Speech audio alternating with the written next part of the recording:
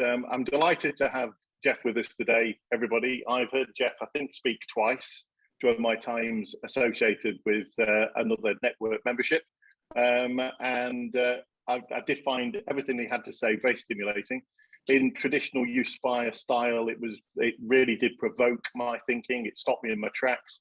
It made me realise the concept of decluttering your agenda as a leader, and how easy it is to actually find yourself distracted from the main priorities, which are so important to achieve in that sort of key hot seat. And it was a constant reminder, really, that the ability for leaders to get distracted, overcomplicate things. I think tried to say in the blog that went out that Da Vinci said that simplicity is ultimate sophistication, and I tend to agree with that, really, when you're in that leader's hot seat. Jeff's background really is quite remarkable. He was Sir Clive Woodward's business manager. We were actually just talking about that a short while ago. But he's written several books, and I think they're well worth a read. So I should certainly get those on your Amazon list once you've finished today's session. And Jeff has worked with some fantastic brands like Amazon, British Airways, BT, and Waitrose. And I know what Waitrose is like as an organisation, having worked with them for quite a while in the food industry. And to find yourself associated with that brand and the sorts of values that it has must have been a very stimulating and enjoyable experience, Jeff. The other thing I'd like to say, I'm sorry that the numbers are down today. We appear to have several people, 4 or 5 of our members are actually at some conference today. We've got 2 people at Wimbledon. We have somebody on the speed awareness course, which I won't embarrass the person by telling you who that is. We've got several on holiday, and unfortunately, quite a few others failed to declutter their agenda and be here today. So, Jeff, I'd like to hand over to you. Really looking forward to hearing your talk, and I think everybody's going to get a great deal from it today. Many thanks, and thank you all for joining us. You will have received a copy of the slide deck to help you navigate the session, plus some sort of guidance notes. So just to quickly summarize, I mean, to try and make this as much like a face-to-face workshop as possible, I suggest we go to gallery view so we can see each other.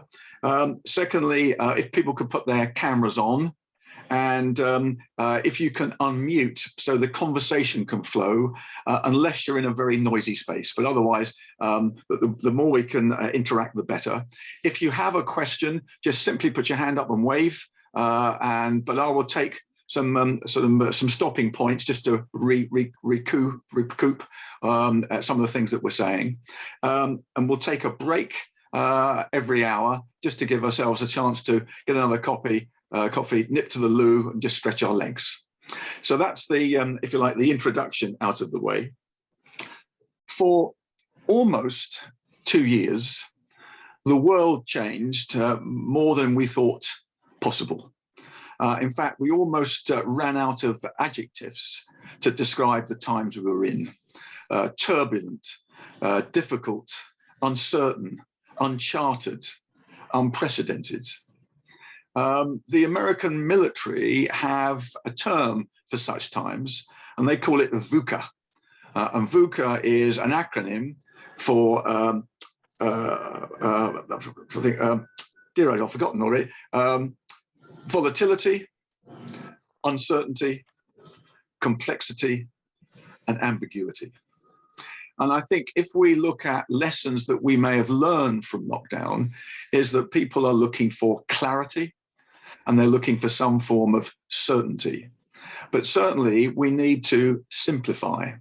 And all of the leaders that I spoke to were very clear in terms of their opinion that leadership was providing a clear sense of direction.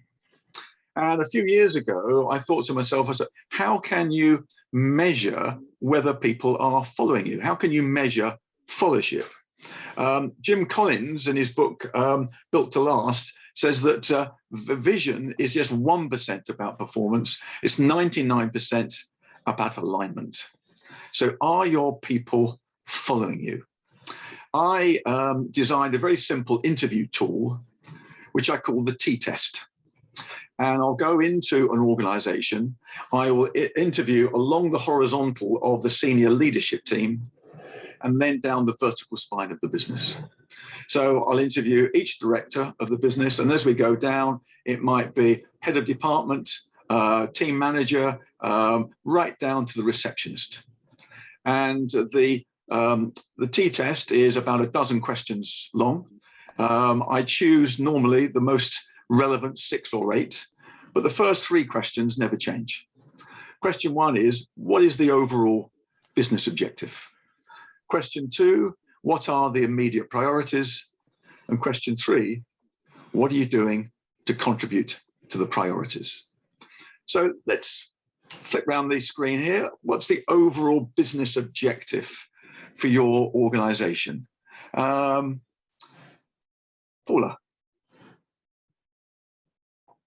I'm on mute.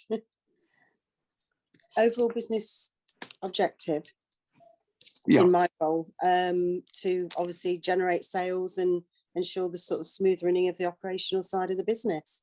Okay. Okay. How about Deborah?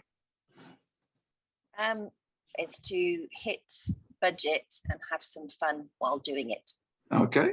So there's a financial target, but it's about enjoying yourselves along the journey. Rob? For me, fulfill customer need. Fulfill customer needs. Okay. At the moment, there's I think a lot of debate around customer service, how we can improve customer service. I believe that customer complaints are at record levels. Ian, what about you? Overall objective for your organisation? Slightly different because I'm not working. So okay. with me, it's to keep sane and keep learning. Keep learning. Okay. Simon. I'm a bit different because I'm a one-man band. The aim of my organisation is to find me work that I enjoy doing. Okay, so again, this is more about business development. Okay, so that's the overall business objective. What are some of the immediate priorities? Those things that you need to address, you've got to fix, maybe in the next 3 to 6 months. Amy. You need to unmute, Amy. But for us at the moment is making sure that we can hit our sales numbers and have the capacity to be able to do that. Okay, so hitting the sales numbers. Dave, what's an immediate priority for you? For me, it's very similar. I'm a one-man band and I'm sort of working with a number of companies. So I have a few different objectives. One is to support and supply the information required and also develop the ensure the cash is there for the organisation. Another one is business development, so looking for further future business. Mark, an immediate priority for you? Immediate priority is investment to be able to grow the business. Okay. And I'm not surprised at how you responded very quickly, very coherently. But if I was to go into your organisation, if I was to go up to any member of your team, would they give me a clear and consistent response to those questions? Now, I've conducted the T-test on numerous occasions, and I would say seldom do I get a clear and consistent response. But when I do, I find there's a group of people all focused on the same objective, all pulling in the same direction. And I find a group of people who are making progress. There is a study by Cranford Business School of people like you. And the Cranfield study concluded that 90% of you have real clarity about the overall business objective, but only 20% will achieve it. And of course, their report was why. Why, if you have such clarity about what you wish to achieve, why will so many fail in doing so? Of course, there's never one simple, clear answer, but the 2 most significant answers were these. In second place was what the Cranfield study described as dysfunctional teams. We tend to give the term team to any group of people who are working together. But just because we give them the name team, it doesn't mean that they act like a team. In fact, in the Cranfield study, they found examples of people inhibited about raising certain issues. There was mutterings in corners. There was people working in silos. If we then look at the work of Patrick Lencioni, he talks about 5 dysfunctions of a team. The first one being an absence of trust, where people are not open with each other. They're not willing to be vulnerable. 2, a fear of conflict, where people don't engage in open debates. They don't challenge and question. A lack of commitment. A lack of commitment to decisions, a lack of commitment to action plans. But what do we mean by the word commit? Alistair, what do we mean by the word commit? I think probably investing your own time in towards that objective. Okay, investing time, I like that. Yeah. Dave, what does commit mean to you? I would say, giving it an amount of attention that it requires, and throwing yourself into the objective to deliver what's required. Okay, throwing yourself into it. Rob, what does commit mean to you? Making sure it gets done. Making sure it gets done. A few years ago, I met a young woman who was prepared to commit. To give you some background, Sophie spends 4 or 5 hours a day in a wheelchair. She can only drink through a straw. She can't hold a pen in her fingers. She has to jam it in her fist. And her speech is so terribly slurred, she sounds like she's inebriated. I met her at Royal Holloway College, part of London University, to present her with a first-class honours degree in mathematics. In fact, it was the best maths degree the college has ever awarded in its history. I'm often asked by the college to present on speech day, and typically I will present the degree to the best student, and then I'll conduct a short interview with the recipient. This particular year, I had a call from the dean welcoming me back, but he said because of Sophie's speech impediment, he didn't think an interview as such would work. But he said, could you ask her just one question? So they wheeled Sophie onto stage in a wheelchair. I presented her with a degree certificate. And I said, Sophie, you're a young woman with plenty stacked against you. Why have you been so successful? And she reflected for a few moments, and she replied, success in anything comes down to a decision to commit. And I thought that word has a certain degree of weight about it, a certain degree of gravitas. Within 6 weeks of me meeting Sophie Christensen, she won 3 Paralympic gold medals at London 2012 to go alongside her first-class honours degree in mathematics. So successful team requires people to make a high level of commitment. The next dysfunction was what he described as an avoidance of accountability. In a high performance team, people hold each other accountable to each other. They take responsibility, they take ownership. And the last one was an inattention to results. People sort of fighting turf wars rather than being focused on the achievement of collective results, the achievement of the company's overall objective. So this was second place. The most important factor, according to the Cranfield study, in terms of why you will fail, is because you take on too much. You have 6, 8, 10, 12 priorities. And the conclusion of the Cranfield study was those organizations that have no more than 3 core priorities have a 90% chance of successful execution. So the reality is you need to narrow your focus to sharpen your vision. And consequently, as a leader, we need to declutter our own agenda, but also we need to declutter the team agenda. And consequently, the most important decision you might make is what you're not going to do for the rest of this year. Because it's not just about doing just 3 things. It's about making sure that you're not overloaded at some point in time. So there may be an issue in your business that needs to be addressed, but it doesn't need to be addressed now. It needs to be addressed in Q4.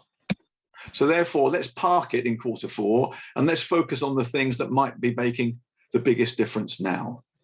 So just narrowing that focus and certainly working with entrepreneurs, business leaders, and sporting champions. Part of everybody's language is focus. Time and time again, they talk about focus. I may have chosen a bad example with Eddie Jones after what was an embarrassing weekend rugby in Australia, but he says you can walk into any organization and find 50 things that are wrong. The key, he says, is solving the 3 problems that make the biggest impact. So what we need to do is to challenge ourselves. What are we doing at the moment that has the biggest impact on the business? So not only do successful entrepreneurs, successful champions focus on no more than 3 core priorities, they're extremely good at setting goals and objectives, clear goals and objectives. You'll see a picture on, I think it's slide 10, which is Michael Johnson. Michael Johnson was world champion, Olympic champion, and world record holder at both 200 meters and 400 meters. And undoubtedly, you'd have seen him commentate for the BBC on the last probably 3 or 4 Olympics. And his quote here is, "I craft my dreams into ambitions. I refine my ambitions into goals. I turn my goals into plans." The British Olympic swimmer, Adrian Morehouse, planned to be Olympic champion at the age of 12. Because champions are not dreamers, champions are planners. Adrian Morehouse watched his fellow countrymen win a gold medal for Great Britain at the Montreal Olympics. And the very next day, Adrian Morehouse walked into his local swimming baths in Harrogate in Yorkshire, went up to one of the coaches, tugged the coach on his sleeve, and he said to the coach, "I want to be Olympic champion." And the coach, instead of telling him to play in the shallow end, took him deadly seriously. And he said, "If you're going to be Olympic champion, what's going to be your winning time?" The 12-year-old didn't have a clue. So the coach and the boy sat down by the poolside and spent the next 20 or 30 minutes discussing and ultimately predicting the winning time 8 years into the future when Morehouse would be 20. And they predicted a time of 63 seconds. And the coach then said to him, "What's your fastest time?" And the boy replied, 78 seconds. And that gap for that 12-year-old boy was completely and utterly impossible until the coach broke it down by year, by month, by week, by day. And he illustrated to the 12-year-old, if he improved his performance by less than 1/5000th of a second per day, he could indeed become Olympic champion. But that wasn't all. He said, "Where did you come?" "In this year's Harrogate Under-13 Championships." And the boy said, "I won the bronze medal." And the coach replied, "Okay, our first objective is to win the Harrogate Championships. Once you've done that, we'll enter the Yorkshire Championships. Once we've done that, we'll enter the North of England Championships. Once we've done that, we'll enter the All England Championships." So the reality was he was creating along the way various benchmarks. And what I found as I started interviewing other sporting champions, they all had the same goal-setting technique. The first thing they do is to determine their outcome goal. So, Dave, what was this 12-year-old's outcome goal? You need to unmute. I put him muted because I was coughing. Yeah, so our ultimate outcome was to win the Olympic gold. So to Olympic gold. So once he sets his outcome goal, he attached to that a performance goal. Simon, what was the performance goal necessary to become Olympic champion? 63 seconds. 63 seconds. So having, at the age of 12, established his desired outcome to be Olympic champion, his performance necessary to do that being 63 seconds, he then focused on the process. So let's take something of a mental timeout. You're no longer business leaders, accountants, lawyers, commercial directors. You're now all elite breaststroke swimmers. So what might some of your process goals be in order for you to be a successful breaststroke swimmer, so successful that you become Olympic champion? Colin, do you want to kick it off with one suggestion? Yeah, I would imagine it's to build up my physical strength. Yeah. Okay, so strength and conditioning. Yeah. There'll be stints in the gym. There'll be stints in the swimming pool. Mark, what else? What other goals might you be setting yourself? To be absolutely brilliant at meditation and visualization. Absolutely. There's certainly a large element of the mental aspects of sport.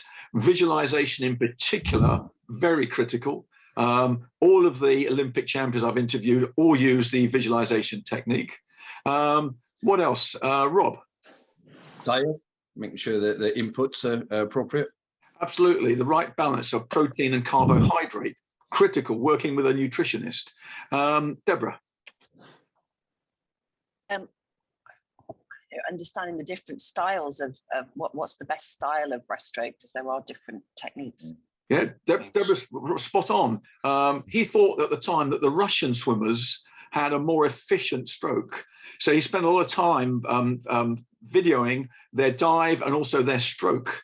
And then he started to improve from there. Anything else? Support group.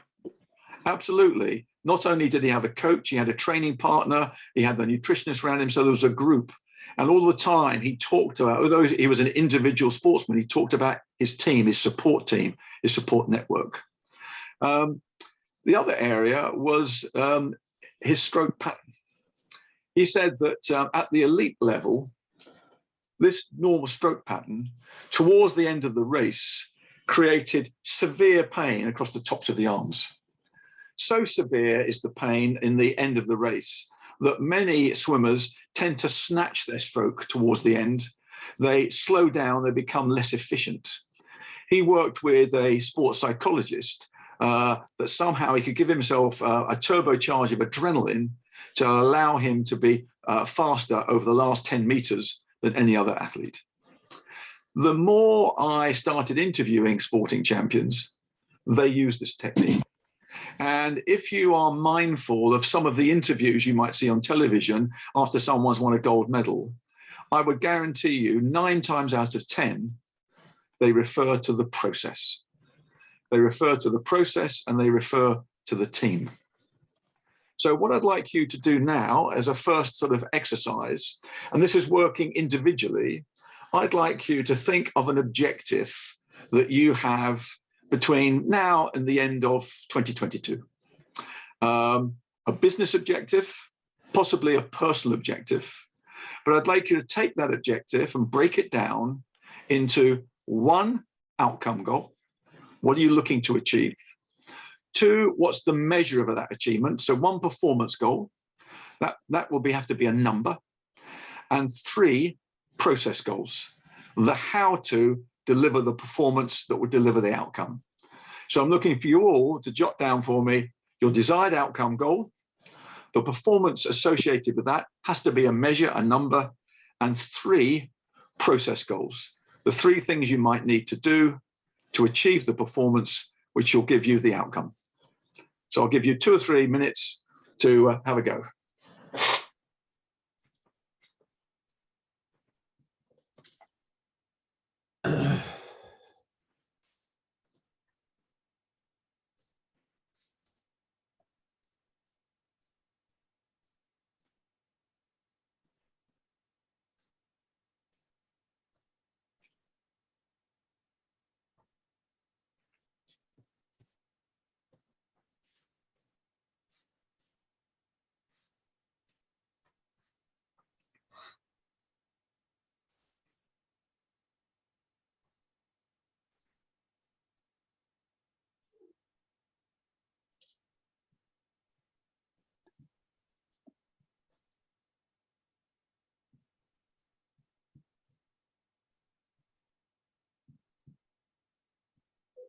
One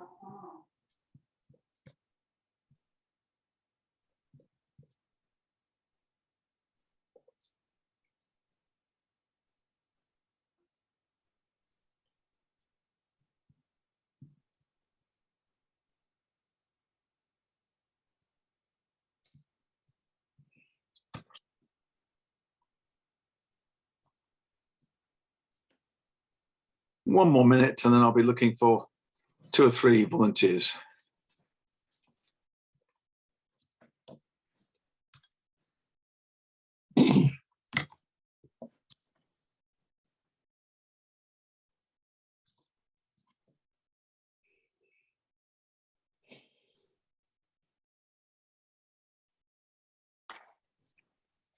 Okay, can I have a couple of volunteers that are going to share their outcome, performance and process goals? If not, I'm going to pick on a couple of you. Any volunteers? I'll have a go. Okay, okay, Deborah, what's the desired outcome? The outcome goal is to have it for the team to achieve, well, have a order book that exceeds more than half the budget for the year by the half-year point. Okay.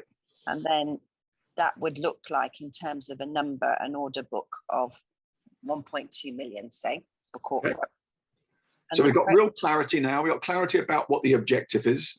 What are the 3 process goals to get there? Yeah, this is the bit that struggles. So I think it's finding the drills, you know, in terms of what activities and processes they should be doing for work winning.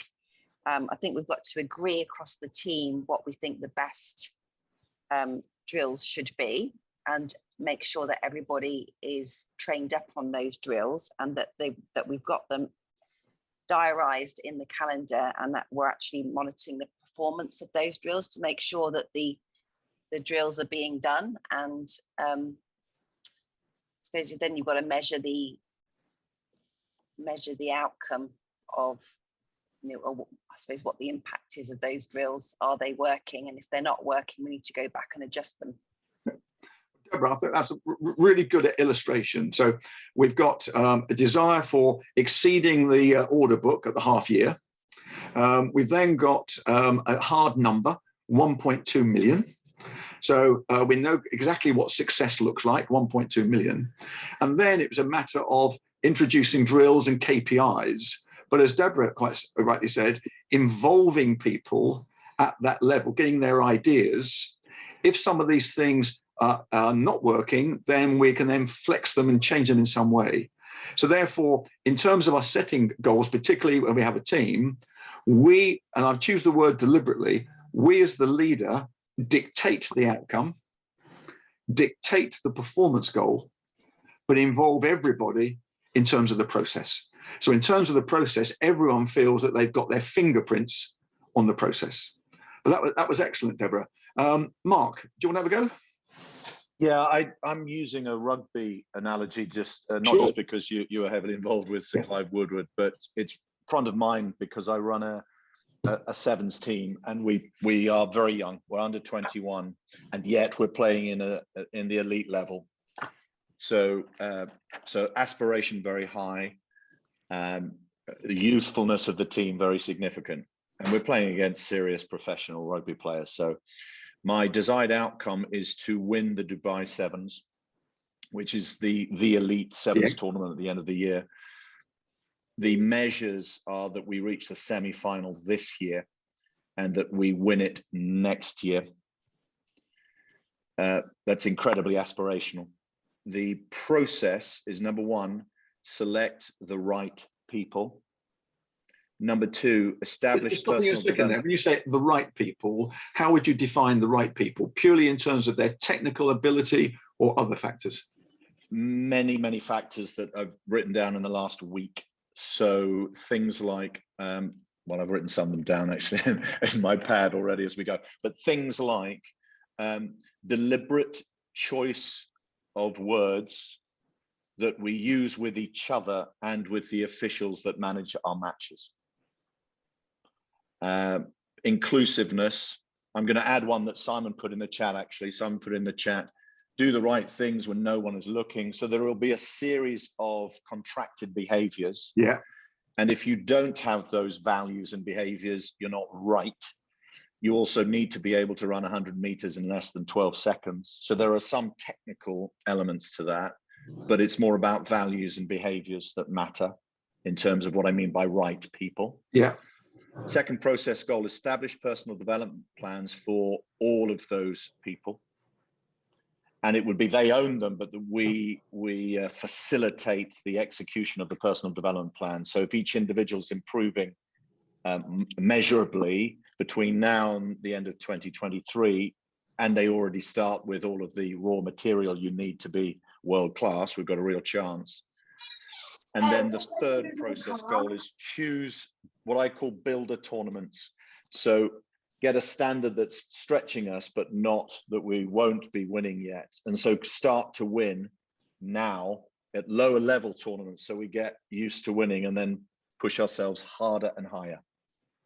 Okay, excellent. Again, very, very nice description. Out of interest there, Mark, a number of years ago, it's probably 10 years ago now, I was asked to do some work for Saracens Rugby Club. Saracens had a bad season the season before. They brought in a new Australian coach. And before we got together, I sent out to all the coaches a note saying, for the coming season, what is the overall objective? What's the immediate priority, and how are you going to contribute? And everyone had replied to me that in terms of overall objective, they said, was to win the Premier League. So the first thing I did around the motor, I said, fed back, I said, you've all said that your objective for this year is to win the Premier League. And everyone started nodding. So I then went round and I said, do you really think you're going to win the Premier League this year? Because last year you finished 8th. And the first coach said, no, I don't think we're going to. Every coach then said no. So I said, right, there's no point in you having an objective that none of you believe in. So we then had quite a debate or discussion for about half an hour. And the consensus was that a top 4 finish would be a good result. So I said, okay, so top 4 is going to be your outcome goal. So I said, how many points do you need to get top 4? None of the coaches knew. So I sent one of the coaches out to get the previous year's league table to find out exactly how many points they would need to get for 4th place. And we then had a discussion about home wins versus away wins. So how many home wins we needed to have, how many away wins. And then we went round every single coach in terms of what they could do to contribute to those priorities. So anyway, one more volunteer to share outcome, performance and process goals. Yeah, I'm happy to. Okay, I've got... you go, Lister. You want to go? Yeah. Okay, so for our next fiscal, we've got big input cost pressures just as a result of the exchange rate, dollar sterling exchange rate. So our objective here is to mitigate that effect next financial year. That's worth about £5 million. Right. So for the commercial team, we're looking to generate £5 million of extra commercial margin to offset that. So, okay. so that's make more, more money. And just building on what the others have said, we've got a few ideas as a sort of starter for 3, if you like. But I think it's very important that it's opened out to the floor really in terms of getting everyone's ideas in terms of how we can build that up, because a lot of small savings can become quite a big saving. Yeah. So it might be, for example, it might be things like running shallower promotions. It might be getting better display in store for the same price, same investment, etc. So that there'll be other things that we've not yet thought about that the wider team will be able to contribute towards that. Excellent. Anything else there, Alistair? No, I don't think so. So I think that was I think that kind of fits into those 3 buckets. Yes, that you've got a general sentence, which is the objective. There's a number that goes with it. and then some ideas of things that might contribute to that, but it not being exhaustive because everyone needs to get involved in that. Absolutely. I mean, that's the key thing, is at that level that people are very much interacting and giving you their ideas. Certainly, what I observe is that, speaking certainly to many entrepreneurs, etc., they are very clear about the outcome and performance goal, but they have very little clarity around the process. And something you'll hear every sporting champion say: if you want to achieve your outcome, you must focus totally on the process. So it's the process. You'll see a quote there from Johnny Wilkinson: "My focus is always on the process." What's he aiming at when he's in that famous position where he's about to kick at goal? What's he actually aiming at? Anybody?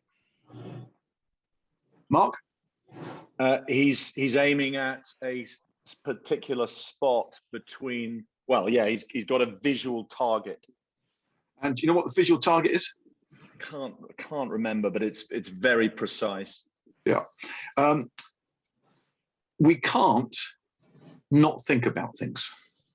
So, for example, if I were to say to you now, please, none of you think of a pink elephant, what are you thinking about?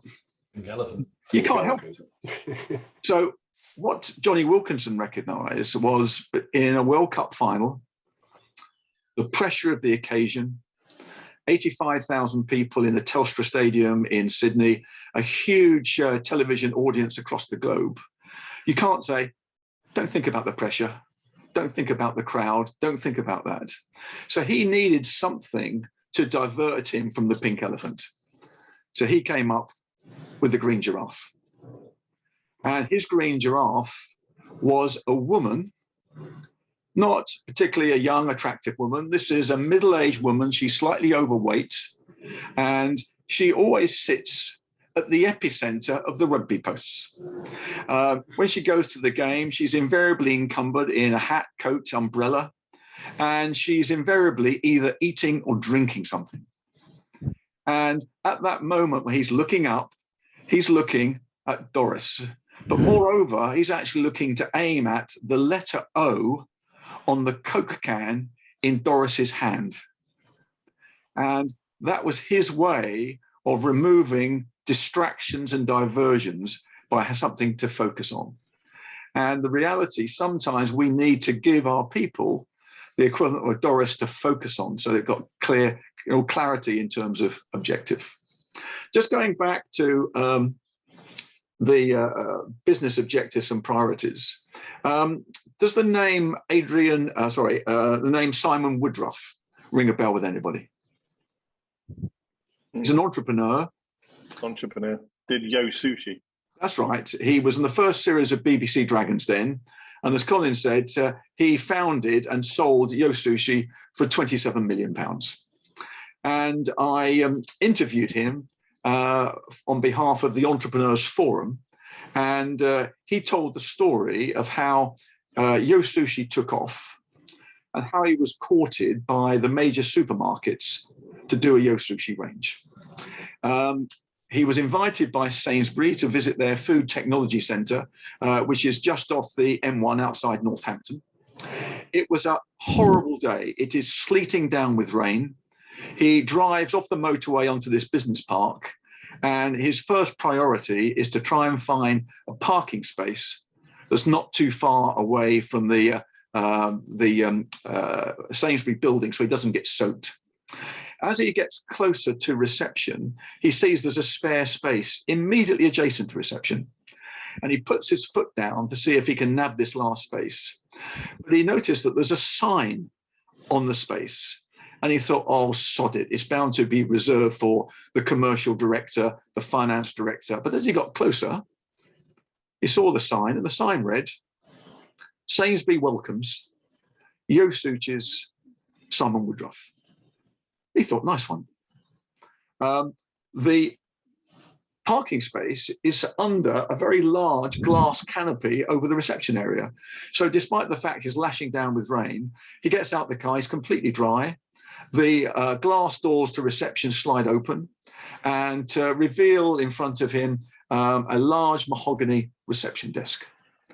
As soon as he walks through the sliding doors, the receptionist gets up and she runs around to him, gives him the most enthusiastic handshake and says, Mr. Woodruff, we are delighted that you've come to visit us today. Please take a seat and I'll get you a drink. She didn't inquire what he liked, but she returned with a very large mug of strong, sweet builder's tea, exactly as he prefers. He was rather taken aback by this, and he's then met in reception by two food technologists who then take him on a tour of the facility. Halfway through the tour, he said, can I ask a question about your receptionist? And the two people showing him around burst out laughing, and they said, oh, you mean Susan? And he said, oh, yes. And he said, Susan's only been with us for about 4 months, and already she wants to change of job title. He said, everybody here has a title technologist. You might be a flavoring technologist, you might be a coloring technologist, but she wants to change her job title from receptionist to hospitality technologist. And he then went on to say that the general manager of this plant conducts a town hall meeting for everybody in the facility once a quarter. He said our last town hall was 3 weeks ago. Susan was at that meeting when he said that his priority for this quarter was to form a working partnership with yourself at Yo Sushi. He then went on to say that he needed everybody to contribute towards winning this account. Susan was at that meeting. She took it upon herself to reserve that car parking space. Susan also asked the head office of Yo Sushi to send a scanned photograph of him so she would immediately recognize him on arrival. She also asked what you like to drink. And she was told that you don't like fussing with cups and saucers, that you like a big mug of strong sweet tea. So Susan at Sainsbury was no longer simply greeting visitors and answering the phones. She was contributing to the business achieving its business priorities. So is everybody in your business bought in and engaged with those priorities? Because it's about focusing people on the things that make the biggest difference. If you turn to slide 13, you'll see a note, control the controllable. I had the pleasure to speak at a UK sport coaching conference with a Dr. Steve Peters. Dr. Steve Peters was for a number of years the sports psychologist to the British cycling team and Team Sky. He's also worked with Liverpool Football Club. And he was asked to speak on the topic of delivering performance under pressure. And that's exactly what you do in your business roles. You deliver performance under pressure. And he said, delivering performance under pressure requires just 3 things. And again, we go back to the magic number 3. And he said, if you're going to deliver performance under pressure, the first thing you must do is to give your people control. And by that, he means focusing them on only the things they can control. And that is the process, not the outcome. You make it clear what's expected of every individual through the use of some form of KPIs. And then through training, mentoring, you build confidence in the individual that they can achieve what they set out to do. He said, when we went to the Olympics, we didn't talk about the number of gold medals. What we were interested in is getting everybody to achieve their personal best. If the personal best was gold, fantastic. If personal best was a bronze or a silver, so be it. But it was very much focused on the process. So we can't achieve things purely by our own performance. We need the performance of the team. So how does your current team measure up? Looking back over those 2 years of difficult times, of those 2 years, who stepped up? During those 2 years, who let you down? What did you learn about your people over that 2-year period? So a quick show of hands, for those of you who have got a team to managing, put your hands up if you would re-recruit every single person on your team. I can see just 2 or 3 hands. Now that immediately tells me there's maybe some performance management issues that aren't necessarily being addressed. You may say, though, that's not very scientific. It's not, but it does concentrate the minds. So what I'd like us to do, I'd like you all to draw a graph. The example is on slide 15. Like all graphs, there's a vertical axis and a horizontal axis. The vertical axis being competence. And by competence, I mean skill, knowledge, and experience. The horizontal is commitment, what we were talking about earlier with Sophie Christensen. So the vertical axis is competence, the horizontal axis is commitment. A comment I would make is that when you recruit, I think you probably spend too much emphasis on the competence and not sufficient emphasis on the commitment, because attitude and behavior will be the difference between competent performance and excellent performance. So once you've plotted the 2 axes, I'd like you to plot on the graph the initials of your direct reports. If you're in a small business, it might be the initials of every single person on the team. If not, those people who immediately consider you their boss. So can you plot on the graph the initials?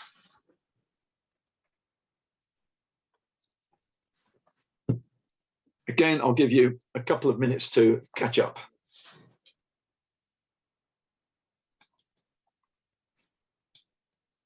Don't overthink it. This may be something you do in a more considered fashion later on, but front of mind, where would you place these people according to their competence and their commitment?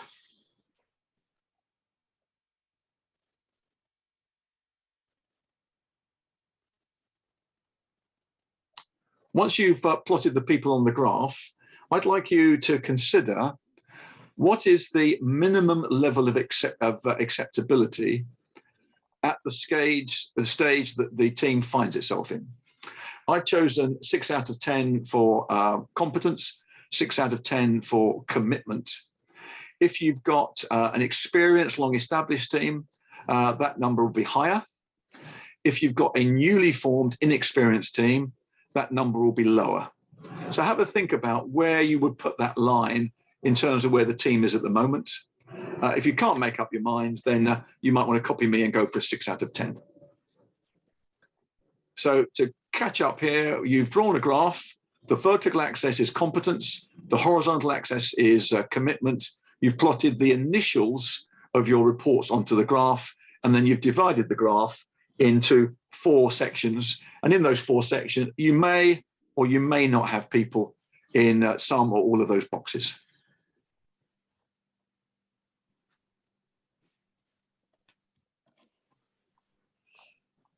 So I think this might be an apt point to take maybe a quick 10-minute break.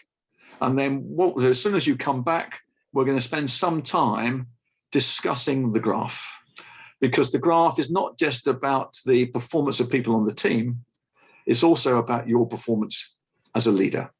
So I make the time, I think it's 10:21. Could we have you back here sharp at 10:30 to discuss the competency commitment graph?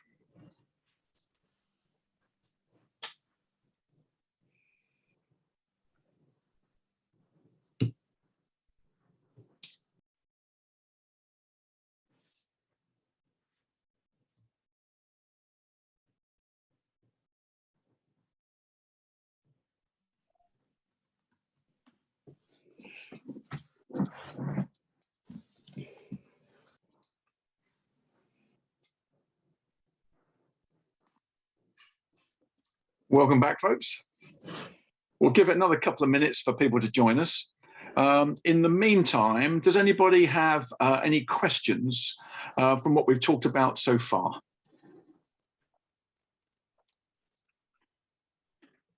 No, I've got one point, Jeff, yeah, sure. which I thought was excellent when you were talking about the outcome, and we covered it partly in the blog, didn't we, about the simplicity of the outcome, making sure that it's very easy. And I think in Bob, we talked about how voting has changed dramatically over the last few years. You know, we've taken back control and get Brexit done and make America great again, and all these sorts of very, very simple, defined outcomes that then they start to build the tangible goals around, which I think is important, because we can overcomplicate that outcome, can't we, if we're not careful? Absolutely, and I think a number of people will make the observation that things are much easier in sport because the objective is so clear, it's about winning. And therefore, you know, in business it's more complicated. But I think in a sense, in business, we make it more complicated. And sometimes it's just trying to distill everything down to 2 or 3 key things. Agreed. Any other questions or comments? Okay, well, let's then crack on. Let's go back then to the competency commitment graph. Quick show of hands, those people who have people in the top right-hand box. Okay, so quite encouraging there, top right-hand box. By definition, these people are highly competent and highly committed. Amy, what do these people in the top right-hand box, another name we might give for them? High achievers. High achievers. What else might we call them? Ian, another name for these people in the top right-hand box. I would always call them a star. The stars. Okay, let's stick with the stars. So the question I've got for you, what do your stars need from you as a leader? Dave.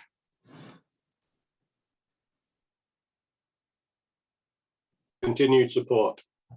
Continued support. And continued growth. I think certainly support, often these people are quite self-sufficient. I think growth, yes. I think these people are likely to be looking beyond their current role. They might be looking to take on more responsibility. They may be looking to work with bigger clients, bigger projects, or whatever it might be. David Breckham, David, what else might these people be looking for from you as a leader? I think encouragement and congratulations and thanks. Really important thing, are we giving people the recognition they deserve? And I would say, if you would look at the people you've got in your top right-hand box, I'd ask you to challenge yourself. Are these people getting from you the recognition that they deserve? Because too often, the people on that graph that we tend to ignore are the people in the top right-hand box, because we're so focused on other people. What else might these people need? Rob? Resources. Resources. Absolutely. As a leader, we need to make sure they've got the resources they need. We need to remove any obstacles that might be in the way. Simon? I think it depends on the individual. The thing is, if you template people as the top right-hand stars, then I think you ignore that everybody is different. And if you don't know your people well, you might give them the wrong support. Absolutely. Simon makes the point about really knowing your audience. And I think absolutely, we'll discuss this a bit later. How well do you really know your people? Colin? Yeah, challenge. If I'm in the top right-hand box, I want more challenge. And sometimes, you know, we need to push. A concern often we have is this person's performance drops. I remember a number of years ago, we had a very high performer in my business. I ran a big recruitment business, and he was the only person in the company at the time billing more than £500,000 a year, and he was billing around about 600,000, and there was no one close to him. But after a while, he got a little bit arrogant, and I thought he's also becoming a bit complacent. So in this particular year, his fees dropped from something like 670,000 to 630,000. So I remember he was walking past my office and I said, Clive, you've got a minute? And he came in and I said, so how did you feel about last year? Because we were in early January and we were reviewing our performance. And he said, 620,000, only person in the company above 600,000. And I said, yeah, but for you, Clive, you must have been disappointed. And he said to me, disappointed. I said, yeah, but for you, you know, we expect a lot of you. You know, I'm surprised you are prepared to accept average. In fact, Clive, if you decide that average is okay for you, I think you should leave, because it really upset me to see you not doing that. He was so angered by my comment that he slammed the door of my office and cracked the door frame. And being a bit of a prima donna salesperson, he avoided me for the next couple of weeks. If I would walk in the general office area, he'd walk off. And then a couple of weeks later, I heard him speak to a member of his team. He had 6 people reporting to him. And I heard him say to this person, I don't want you to be average. And a couple of days after that, he knocked on my door. He came in, he sat down and he said, do you remember a couple of weeks ago when you told me to leave? I said, Clive, I didn't tell you to leave. I just said, if you were prepared to accept second best for you, then it would upset me too much. And he smiled and he said, you think I need to kick up the backside, don't you? And I said, I think maybe you do. And he laughed and he said, I think maybe you're right. So it's about knowing the person well. I knew him well enough to know that he wouldn't leave. But also it's about, you know, understanding the audience and challenging them. You know, where can they get to? So that's the people in the top right-hand box. Anyone want to share what they're doing at the moment to recognize their star performers? What gestures and that do? What are you doing with your star performers? Anybody? How about David? What about you? Are you doing anything good to recognize those people, congratulate them, celebrate their success? Yeah, just thanking them for the performance. Just giving them a regular feedback and saying doing a good job. Yeah. It's not necessarily about a massive bonus. Sometimes it's just someone has caught you doing something right and they've actually, you know, complimented you for that. David, what about you? Occasionally I would give a bottle of wine or a couple of bottles of wine, say, look, I was really impressed with that piece of work. And it's not costly, but it can make a difference. Yeah. Also, what we need to make a real impact, it needs to be relevant to that person. So, for example, I do a lot of conference interviews where I interview a celebrity of some kind in front of an audience. And when I was running my company, it was a good technique, really, in terms of PR. And I remember a number of years ago, I interviewed the founder of The Body Shop, Anita Roddick, who sadly died a number of years ago. And what I try to do is to buy a small gift to all of my interview subjects. And at the time I interviewed Anita Roddick, according to the Sunday Times Rich List, she was worth £57 million. So I've got quite a difficult task here to actually give her something that will resonate on the fact that she's a multi-millionaire and can buy anything she wants. But in researching her, I found that she was a huge Van Morrison fan. Funnily enough, as am I. And in fact, I'll be seeing Van Morrison this evening in Kew Gardens, which is about 100 yards from where I live. And luckily for me at that time, Van Morrison had a new album out. It was called Van Morrison Live in San Francisco. It cost me £10.99. I invested a further 85 pence in wrapping paper. So my total outlay is less than £12. At the end of the interview, I'm walking her back to her car. And I said, Anita, I said, just a small token of our appreciation for you giving up your evening this evening. And she said, can I open it now? And I said, please do. And this is the reaction I got from a multi-millionaire. Oh my God, Van Morrison. I love Van Morrison. This is his new CD, isn't it? Oh, thank you so much. So what we need to do is to create a few Van Morrison moments where we give someone an inexpensive gift, but it's a recognition that we know them, we know something about them, we've acted upon it.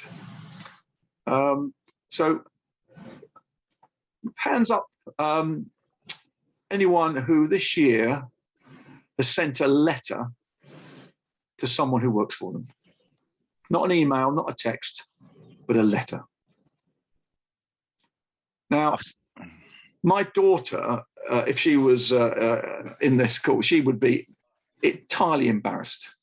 She'd be saying, Dad, a letter in the 21st century, what do you want?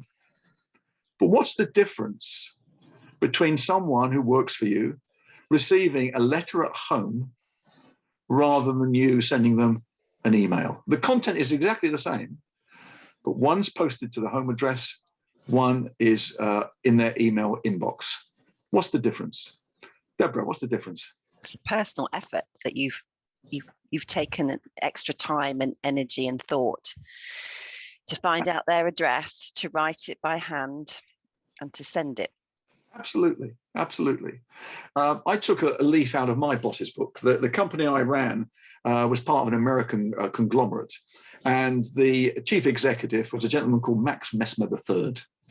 And Max Messmer III looked like a white Barack Obama. He was tall, slim. He wore elegant $5,000 suits. He looked great getting off the bus. He was a fantastic raconteur.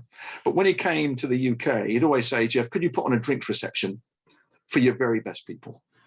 And what he meant was a drinks reception for those people in the top right-hand box. And not only did he speak to everybody, he memorized one or two little facts about everybody that he met. And when he went back to the States, he sent to everybody he met on beautiful bonded stationery, a little personal note, distinctive handwriting, black ink. And I thought there's something powerful about this.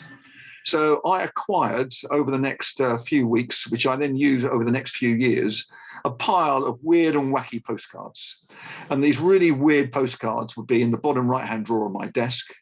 And if someone in our Manchester office or our Leeds office or our Bristol office had done something special, I would scribble a note on a postcard and I sent it to them.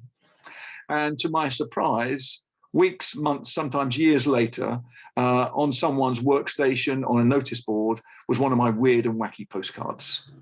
So you need to think about those people who are deserving of your recognition and praise, and how can you do it in such a way that doesn't break the bank, but at the same time really resonates with the individual. Hands up, those of you who've got people, oh, sorry, Colin? Yeah, one of the most memorable notes I ever received, well, I didn't receive it actually. It went to my partner, and the letter from the MD at the time, I was the sort of site director, basically said that he'd like to thank my wife for all of the support and sacrifice she had made with the hours that he knew that I was working, and say how much he appreciated that that you know she was there to actually support us and help us deliver the objectives that the business was facing. And you know, for me, that was probably the most memorable sort of note that I've received, because it didn't come to me; it came to the person that actually was supporting me to work the long hours and to do the tasks and the demands that we actually had in that business at that time. Very nice touch. In fact, similar to that, both Colin and I in the past have worked for a peer group learning organisation. And what I became conscious of was that during the pandemic, people were much more conscious of the need to communicate and maybe to need to communicate in different ways. And the MD of a business, I think the business was about 60 or 70 people strong, but he decided to write to the children of all the people that work for him. And the letters went out on the basis, I must start by saying sorry that mummy or daddy are constantly on their computer when they would much rather be working for you. And that was, again, a really nice personal touch. So again, thinking about communication and thinking about how you do it in such a way, absolutely critical. Quick show of hands, those of you who've got people in the bottom right-hand box. Okay, So bottom right-hand box, these people are low in competence. They might be learning the job, they might be new, but they've got great attitudes, very high in commitment. So what do these people need from us? Paula.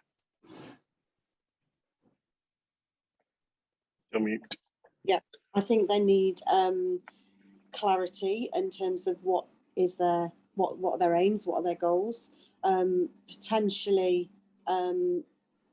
if they're in the right hand side, they're showing commitment, but their competence level is probably slightly less than the required standard. So we need, those people, for me, I would be looking at retraining, maybe buddying up with the experts and the stars that are in the top box, and also encouragement and to inspire them to meet.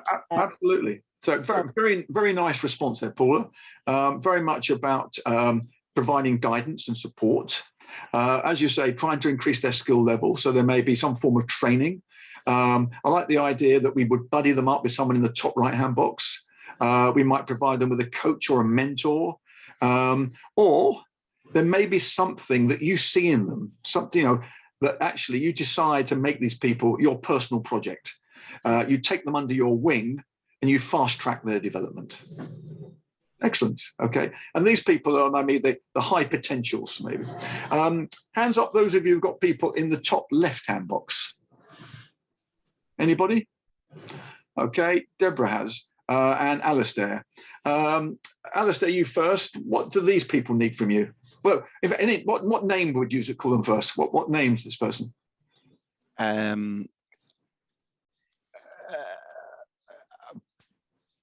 I'm in the office at the minute, so what name will be used to describe these people?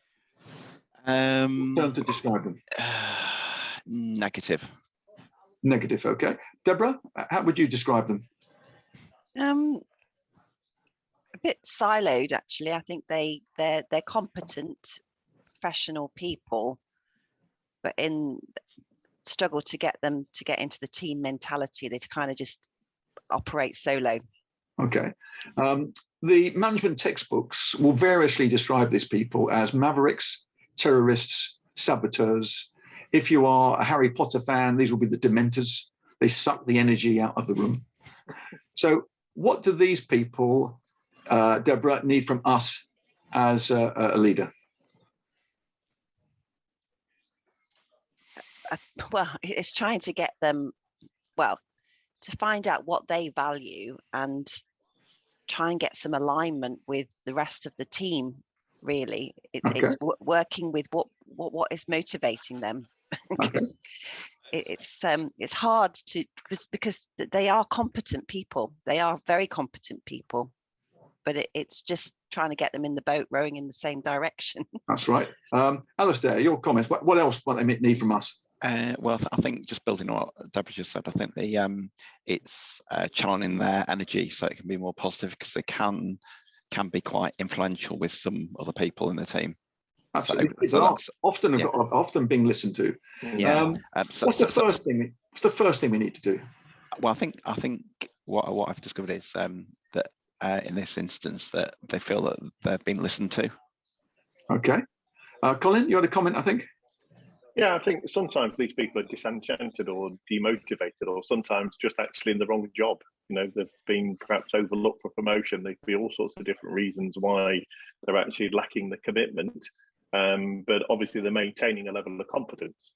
So, they're an interesting challenge, I think, for a leader. I mean, Colin's quite right. The first thing we need to look at is why. Why are they there? And to be brutally honest with you, in some instances, they used to be in the top right-hand box, but they failed to get the recognition they deserved. So consequently, they decided, if you can't see that I'm giving everything, I'll do the minimum necessary. So what we need to do is somehow re-engage them, re-energize them. Clive Woodward talks about energizers and energy sappers. He would say those people who are on the right-hand side of that graph are energizers. Those people on the left-hand side of the graph are energy sappers. And he takes the view that as leaders, we have to do everything in our power to try and move the energy sappers to be energizers. But if not, they must go. So the person in that top left-hand box might need an apology, might need an arm around the shoulder, alternatively, may need a size 11 up the backside, or possibly might need a P45. Has anybody got a new job? Or a new job? And Colin makes a very valid point. Where someone is not performing, we don't just have to look at the individual, we have to look at ourselves. Are we setting this person up to succeed, or are we setting this person up to fail? And as Colin quite rightly says, by moving that person into a slightly different role, giving them a different supervisor, that might rectify the situation. But certainly what we can't do is allow people to stay there for too long. Hands up those of you who may have someone in the bottom left-hand box. Okay, Paula, why do you have someone on your team that's both incompetent and uncommitted? Only because they are mainly, two of them are new starters. So Okay. they're yet to prove their commitment and yet to gain and finish their training to become the most competent. But also I have somebody who has another job. So they work for us as well. And their focus, I would say, is questionable. And they probably could be better, but their main job is elsewhere. Okay, so they're being distracted or diverted from what you need them to do. Absolutely, okay. Yeah. And also another one has just sort of come to the point where they are not really in the right role, and I need to move them into another role within the business, but just not gaining their engagement, I guess. So there's some work in progress there then, Paula? Yeah. Pardon? Okay. So there's some work in progress there? Yeah. Okay. Because often the people in the top right-hand box are wondering why you aren't dealing with the people in the bottom left-hand box. Because in a high-performance team, there should be consequences. So let's go around the graph. In a high-performance team, those people in the top right-hand box are getting challenge, career stretch and opportunity, recognition and rewards. The people in the bottom right are getting some form of guidance, support, development, training. The people in the top left-hand box might get an apology and an arm around the shoulder, or they might get a kick up the backside. And someone who remains in the bottom left-hand box for more than 6 months is really due a P45. As Martin said, the former HR director of T-Mobile, everyone must get what they deserve. And in a high-performance team, people do get what they deserve. For many of you, oh, sorry, Simon. I'll just try and be a bit controversial here. In a previous life, you used to see a lot of organizations that had a bottom left, and that said less about the individual and more about the organization. Yep. If you've got a lot of people down there, I think you need to have a long, hard look at your leaders. Often people are only as good as the people who lead them. No, I think Simon makes a very, very relevant comment, because I see particularly entrepreneurs making big, bold investment decisions, yet they put off and put off and put off dealing with people in the bottom left-hand box.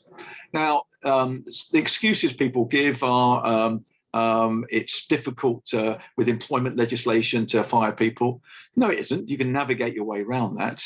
The reality is people shy away from those difficult, tense conversations. But I think in some cases, I think it's about hope. It's about misplaced hope. I think, Jeff, it comes down to the different types of courage. When you talk about a big investment, that's kind of more akin to physical courage. That's generated courage. But the most difficult form of courage is moral courage. And moral courage is what you need to deal with people like that. And exactly as you say, I've seen it so many times that people will just step away from the difficult conversation and it will just get worse and worse and worse. You know, moral courage is massively underrated in society, I think. Well, I think you're right, Simon. And in fact, I get amused sometimes because I'll say to someone, why have you got someone in the bottom left-hand box? And the most typical response I get is, well, I inherited that person, you see. Yeah. And then I'm thinking, well, how long ago did you inherit that person? I'm thinking, I must be 2 or 3 months. And they'll say, well, no, 5 years ago. I said, well, if you inherited someone 5 years ago, why haven't you addressed it by now? Yeah, it's politicians blaming the last administration, isn't it? It is. Okay, Jeff, one of the other things I see a lot in M&A activity, where actually an organisation, when I was working in Vodafone with it, and you know, they were acquiring companies all the time, and you've got people in the organisation where the leaders weren't dealing with them effectively, who were in that bottom left-hand box. And when a new acquisition came along and they had to put in an integration team, more often than not, it was people in the bottom left-hand box that then manoeuvred across into the new organisation and worked on the integration team. But the bizarre thing is that we used to have the phrase for them, and that is, they look like turtles on fence posts, because they stick out like a sore thumb. And actually, the worst thing is that somebody knows, in the organisation, that somebody thought putting that turtle on the fence post was a really good idea. And I think that says a great deal about the leader themselves. Yeah. Absolutely. I imagine at the moment, retention is something of an issue. Is that correct? Yeah. So what I'm interested in, what sort of things are you doing to retain your best people? Anyone want to share things that are working for you? We have to get your checkbook out. Other than that, well, Deborah's right. People are being offered a lot of money to move jobs at the moment. Anything that's working for you that you'd like to share with your colleagues? I mean, certainly, I see the stereotypical response is upping the money. Therefore, these might be golden hellos people are receiving, or one-off bonuses to try and keep people. Often, also, though, it's about reskilling people, training people. The biggest issue, what's the main cause of turnover in any organisation? Anyone want to volunteer? The biggest cause of turnover is someone's relationship with their immediate boss. They'll often join a company because they think they'd be good to work for this individual. But the main reason they leave is not the organization, it's their immediate supervisor. And you have a disproportionate impact on their job performance and their job satisfaction. If someone goes home from your team tonight, hugs their partner and says, I love my job, it's probably down to you. Conversely, someone in your team goes home tonight, takes a really vicious kick at the cat, it's probably down to you. So the biggest cause of turnover is really a lack of the people skills of supervisors. So if you want to spend some money, you might want to spend it a bit on management development and that within the business. But I'd like you to think of an absolute star performer. I'd like you to go back to your graph, back to the top right-hand box, and I'd like you to circle one set of initials. I'd like you to circle the initials of your biggest, boldest, brightest star. And let's imagine that that person has just sent you a voicemail, which you'll pick up in our next coffee break in about 25 minutes. And that voicemail goes something like this. Sorry, Deborah. Sorry, Dave. Sorry, Alistair. Oh, sorry, Amy. Sorry, Rob. But I'm resigning. Just imagine how you're going to feel 24 minutes from now when you pick up that message. That knot in the stomach and feeling of nausea, that cold sweat up the spine. You might be wiping perspiration from your brow because this message that you're going to get in 23.5 minutes is going to ruin your day. In fact, you may not come back after the coffee break because you might try and do everything you can to change this person's mind. Now, looking at those initials that you've circled, ask yourself honestly these 4 questions. Question 1, does this person know that you consider them a star? Have you actually said to them, you're doing a great job, well done, thank you? 2, does that person feel like a star? i.e., are they getting the recognition and praise that they deserve? Are they getting the career opportunity? Are they getting the autonomy that they deserve? Question 3, have you sat down with that person in 2022, discussed with them their aspirations and the opportunities that might exist for them in the next 12, 18, and 24 months? And finally, question 4, have you checked and double-checked that this person is paid in line with other star performers in your company? Question 1, did the person know that you consider them a star? Question 2, does the person feel like a star? Question 3, have you sat down and had a conversation about their ambitions? And 4, have you checked their pay? Show of hands for those of you who can say they've asked all of those 4 questions. Show of hands? Not many. Those people who didn't raise their hands are potentially negligent, because this might be something that you take away from today. The person that you've circled, next week, you might want to sit down with them to conduct a retention interview rather than sitting down next month to conduct an exit interview.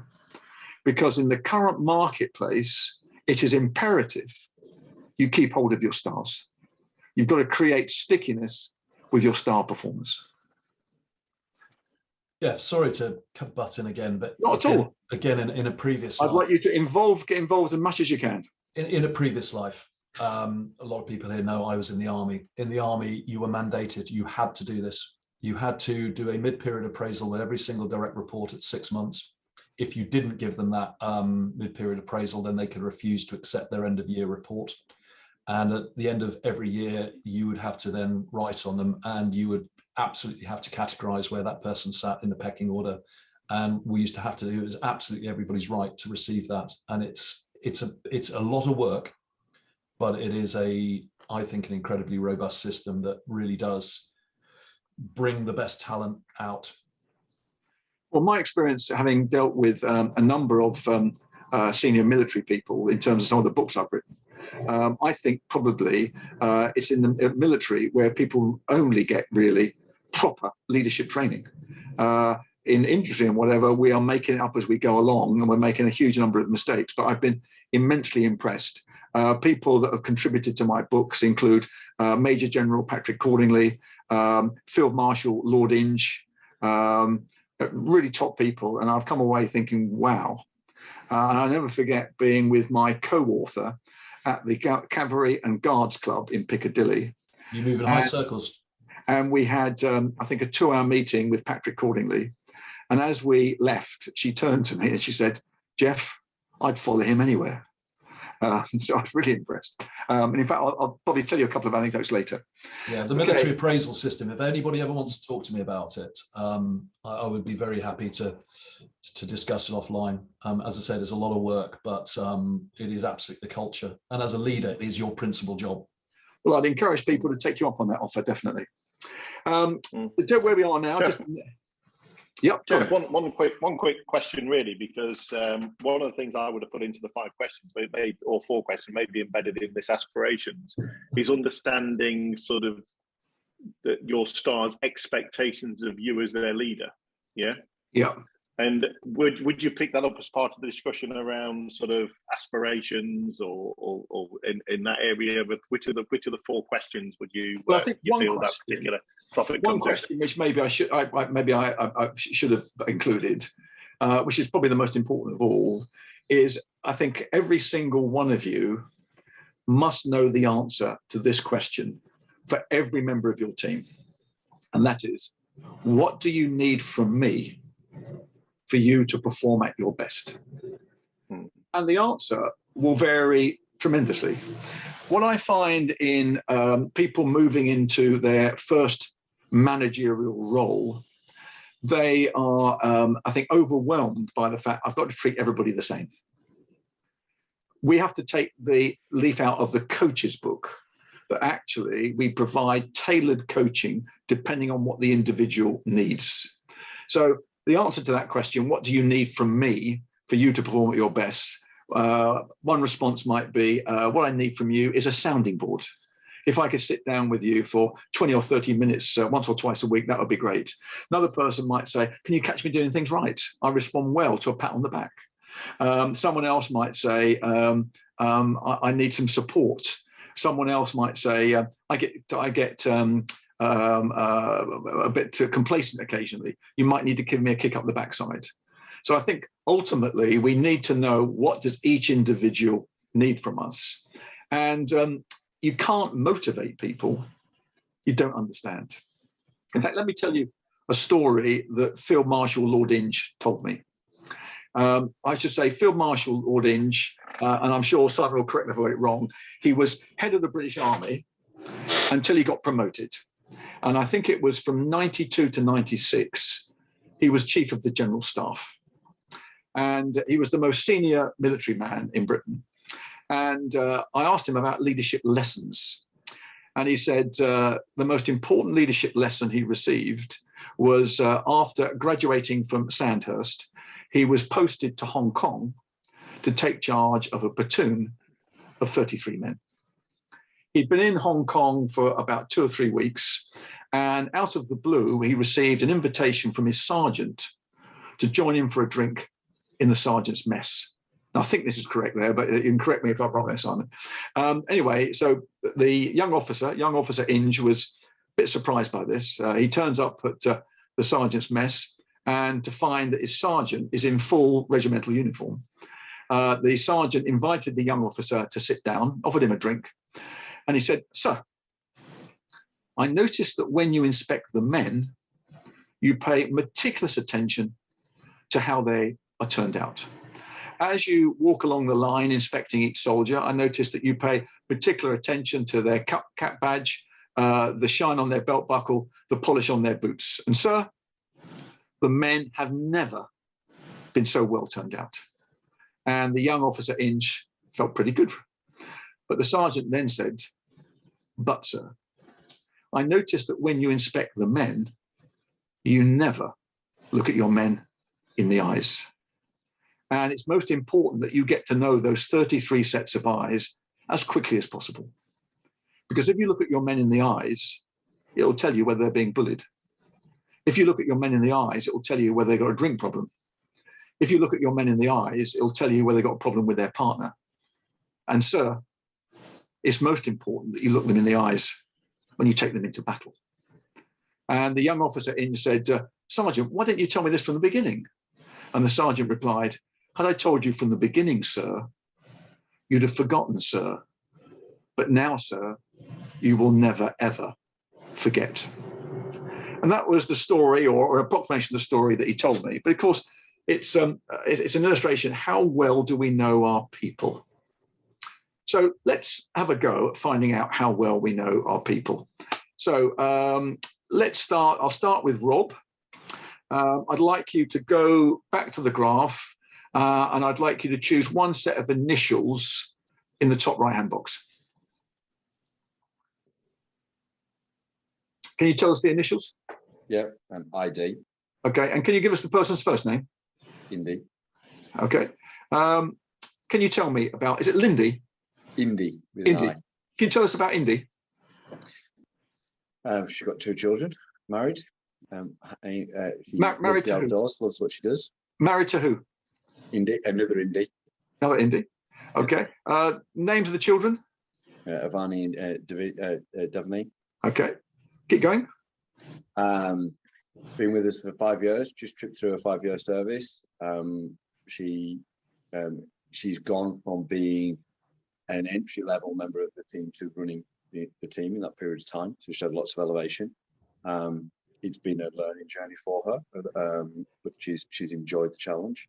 I'd like to hear more about Indy herself. Okay. She is independent and fierce. She knows how to ask for help when she needs it, but likes the autonomy. Outside of work, hobbies and interests. Okay. Outdoors, largely sport, very sporty. Any particular sport? Is she a runner, a tennis player? No, a sport. She coaches a young girls football team, so she likes football, but she likes to be outdoors, always outdoors for climbing, hiking, anything that gets her in the wild. Yeah. Has she got a holiday planned?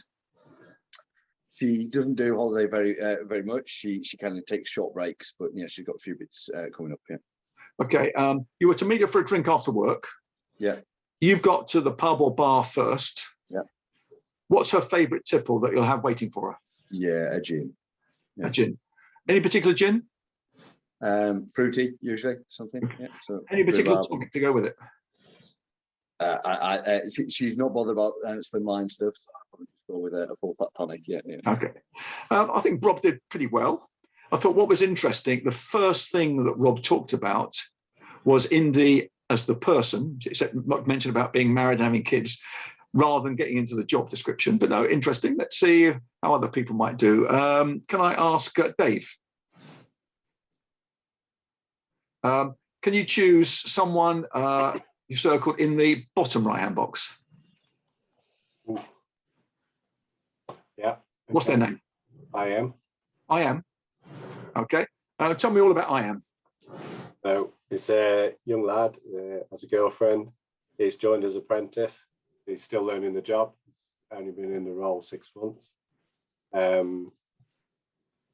He's had a few difficulties. He's learning at college, so he's under an apprenticeship, and he's looking to train as an accountant assistant. Train as an accountant? An accountant, yeah. An accountant. Okay. Tell me a bit more about him in terms of what he does outside work. His main, I don't really know a great deal about him, but his main activity is with his girlfriend, so he does a lot with his girlfriend. What's his girlfriend's name? Don't know that either, so I'm not doing very well here. Okay. Do you know what his hobbies and interests might be? He seems pretty sporty. He likes tennis, but that's about all I know about. Okay. Is he going to Wimbledon this week? No. Has he got any holiday plans? He again takes short breaks. He has been away, but yeah, I don't. Do you know what he did last weekend? I don't know what he did last weekend. Let's try Deborah this time. The person in the top left-hand box. What's their name? First name. Okay. Can you share it or? Yeah. So Paul. Paul, tell us all about Paul. So Paul is married. He's got 3 boys. His wife's got a big job as a lawyer. He's got 3 boys who like sport a lot. So most of Paul's weekend is spent ferrying the boys backwards and forwards from. What sort of ages are they? So they are 14, I think 14, 10 and 8. Do you know their names? Freddie's the naughty one. We hear a lot about Freddie. I don't know what the names of the other ones are, but yeah, Freddie's always in the topic of conversation. But we have what's his wife's name? Emily. Emily. Yeah. Do you know what the family did last weekend? Well, they came to a wedding, so we had one of our colleagues got married, so we all went to a reception with them on Friday, and then I think it's generally sports stuff that he does. So he coaches a small young boys football coach. Okay. And have they got a holiday plan for the summer? I think so. I'm not sure where they're going though, but yeah, I think they've got holiday booked. They like camping. They do quite a lot of camping. Okay. And what's his favourite drink? I think he likes a beer. Beer. Okay. Ale or lager? Lager. Lager. Okay. So we've got, I think, various. So we can't motivate people we don't understand. So we really need to try actually get under the skin of the people to find out who they are, because for that we then can translate from that what they might need to do to contribute to get the most out of them. To bring us back on course, slide 19, there's a picture of Dame Stella Remington, the former head of MI5. She also appears in one of my books, and she says the key to your success is having the best people. And I'm sure none of you would disagree with that, but the difficulty is, from my experience, you don't really know what best looks like, because you're so focused on skills, qualifications, experience, you ignore the impact of attitude and behavior. So give me one single behavior that determines success in your organization. What behavior? And I'm going to pick on a few people. So what behavior?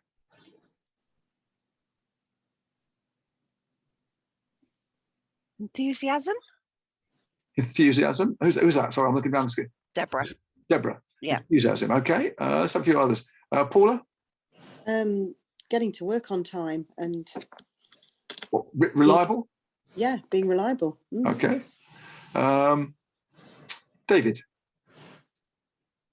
Taking interest in the team. Okay, so team orientation. Team, yeah, understanding them. I think what you've said, like what drink do they know? I mean, I don't know that. I wouldn't know that. Okay. Rob. Sorry, Rob? Resilience. Resilience. Okay, resilience. Alistair. Yeah, I think just probably turn one of the comments slightly on its head, and actually, if you can show flexibility in terms of, say, working patterns, quite often that will unlock more enthusiasm. Okay. I'm thinking more about what you might be looking for in your candidate. Right.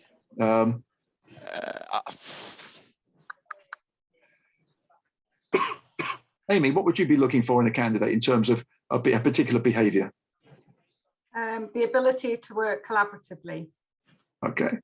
So often, so we come here because a number of people mentioned team working, so team has some working together. Resilience. The key thing is, what questions are you going to ask to get the evidence you need? So let's take resilience. Let's go around the screen. Questions we might throw in to get some understanding whether this person is resilient or not. Ian. Me, it's if you've got a goal in mind, tell me how you're going to get there. Okay. What's the plan? Okay. So tell me how you're going to get there. How might we improve that as a question? Got lots of ways. What are the steps you will take to get to your goal for me? You see, we often ask this type of question. This is known as a hypothetical question. So how would you, what steps would you take? What we need to do is just learn back, what did you do? Therefore, rather than asking them what would they do, we look back and say, tell me about a particular project. Talk me through it. So what did we do? What else in terms of measuring resilience? Colin, what question might you be thinking of to ascertain the resilience of a candidate? Talk to me about something that went wrong. Okay, so let's investigate something. So tell me about the biggest mistake, or tell me about the biggest problem. Okay, Simon. Well, I would break resilience down into both mental and physical. Okay, so let's stick with mental at this time. Okay, to test mental, what are you going to do if you don't get this job? Okay, that's going touching a bit on the hypothetical, just a bit, because again, the danger is the person is trying to tell you what they think you want to hear. Somebody else, Paula. Tell me how you've achieved your development needs. Okay, how you? Yes, that's looking back. Yes, Alistair.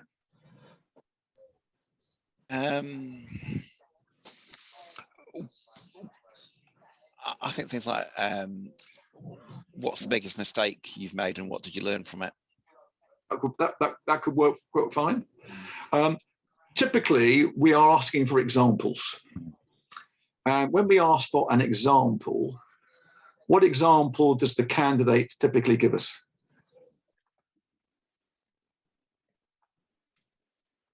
They've been successful. Absolutely. So they choose one specifically which actually reflects well on them. So they choose someone which is a success. And therefore, I'm always very conscious of that. If I ask someone, I say, can you give me an example of X? They won't just choose any old example. They'll choose the one that reflects best on them. So consequently, what I want to do straight after that is to seek the counter evidence. So therefore, what I might then say, that's excellent. Could you now give me an example where the outcome was unsuccessful? So we look at things from 2 points of view. We might ask for a more recent example. So not only do we need to be clear what best looks like in our organization outside of skills, qualifications, and experience, but also how we frame the questions to get the evidence that we need. Amy talked about working collaboratively. So Amy, do you want to start off with a question about working in collaboration? Can you tell me about a time you have worked as a team to achieve your objective? Okay, so that will be the start of a number of questions. So let's continue on that. Dave. Can you give me an example of a successful team outcome? Okay, Deborah. What contribution did you make to that success, that team's success? Okay, Ian? Me thinking about the reverse, then give me an example of when it went wrong and how the team reacted to that. Okay, so good questions there. Rob? How have you dealt with team conflict? Okay, good one. Colin? Do you prefer teamwork or working independently? Okay, so a combination of these, and the reality is sitting in on interviews with many line managers, what I tend to find is that they're very conscious of a ticking clock, and therefore they're very conscious that they have this person's CV to navigate during the 45 minutes or hour that they're interviewing this individual. And what I'm conscious of is that they tend to ask 1 or 2 questions and then move on. Another 1 or 2 questions and move on. The reality is we need to use a cluster of questions in order to get the information we need. I would argue you need a minimum of 6 questions to gain the evidence you might need to make a decision. Consequently, what we need to do is to funnel down, to go down rather than going across in terms of getting that. So we need to be clear what we're looking for and clear how to gain evidence. Colin. Yeah, that's really interesting, Jeff, because when I've looked at competency-based interview frameworks, normally I've had 3 questions to determine whether people have that competency or behaviour I'm looking for. I mean, by saying that 6 is twice the number that I would have traditionally used to determine whether, in fact, actually that person's going to meet my expectations for the role. Yeah. And also within that framework, because we funnel down, I mean, what we might ask is, we might say, what do you find difficult about your current job? So that's question 1. The response might be from the person,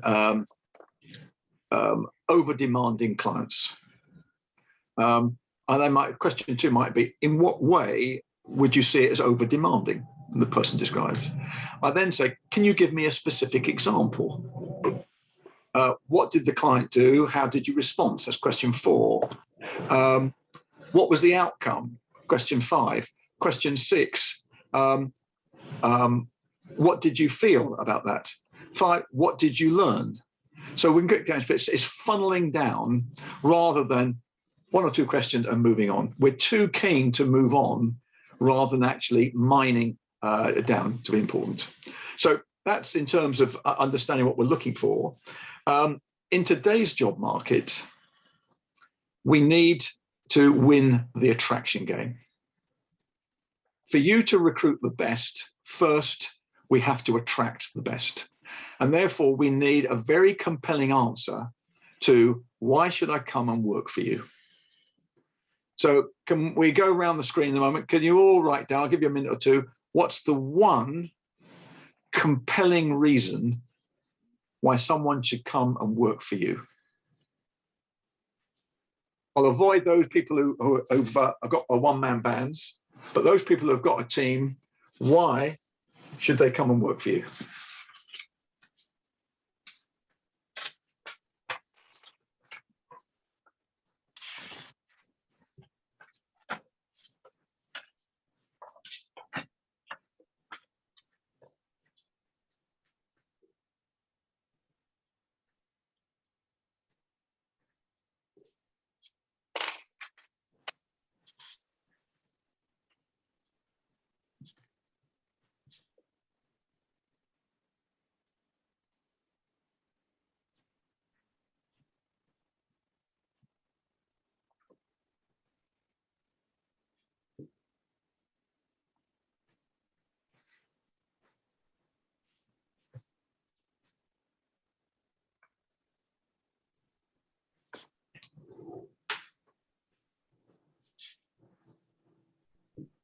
Okay. Paula. Okay. Enjoyment. Enjoyment. Within, so fun place to work. Yeah, fun place to work, exactly. Exposure, with us being a smaller business, exposure to working and understanding many areas within the business for job fulfillment and personal development. Okay, personal development. Okay, you over delivered on me. I only wanted one, but that's fine. That's good. Oh, sorry. Deborah. Open and friendly culture at all levels in the business. Okay, Amy.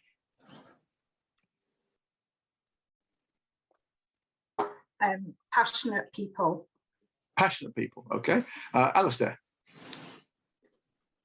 So I'm the same company as Amy, but our group's overall purpose is to make a positive difference to the world.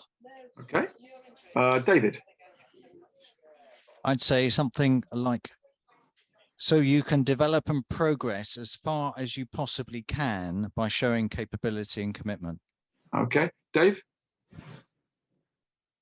I put rewarding, challenge, reward. Okay, Rob. A passionate, award-winning team. Okay. As you were doing it, I was writing down. This is what I've written. This is what I was predicting that you were going to say. A growing company, a workplace or environment or culture, and then career opportunities. And the reason I've done that is that we're talking about employer branding. And to be successful, one needs a distinctive and attractive employer brand. And ultimately, we need to stand out from the crowd. What you're saying sounds too similar. It sounds too similar. Now, does that mean that you change it? No, but what you need to do is to provide evidence. So when we're interviewing, we are seeking evidence of behavior and experience and whatever, but also when we're interviewing, we are needing to give evidence of the career opportunities that there might be.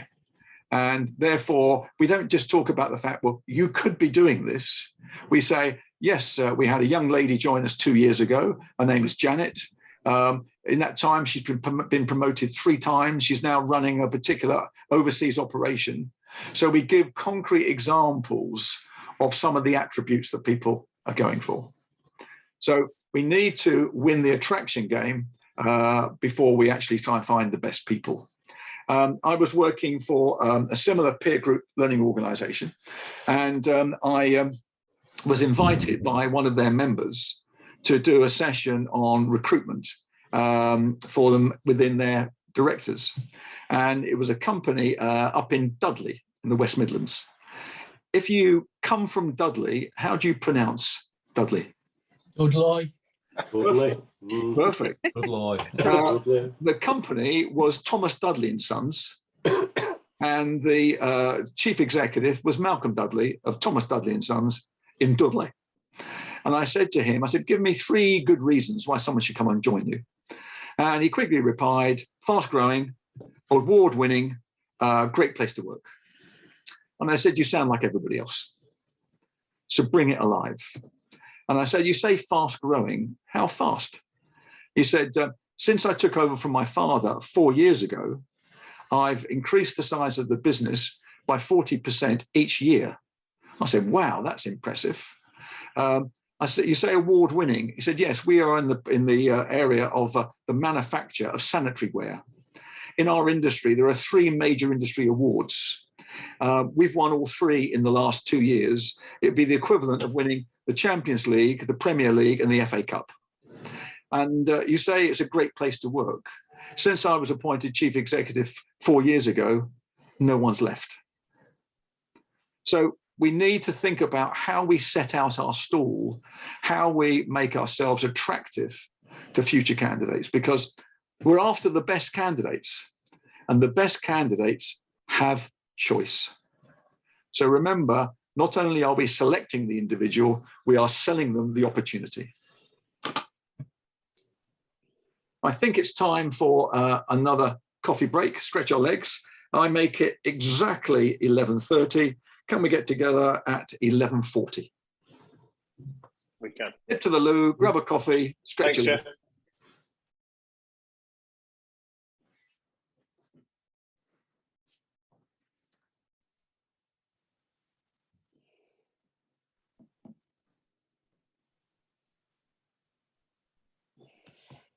You guys are very, very punctual. This is excellent. So welcome back.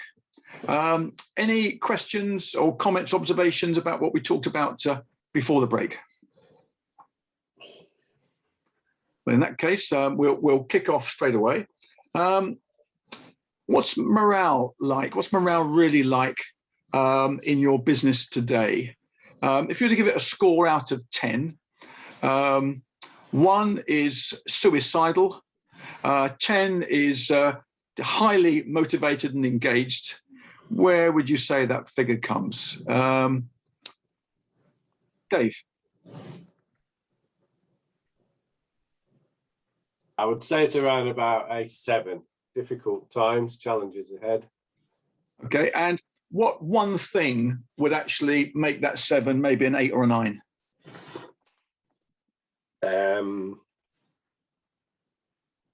I think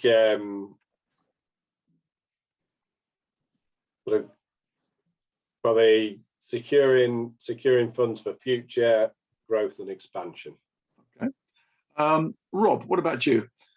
What's the score out of 10, and what's one thing would actually increase that score?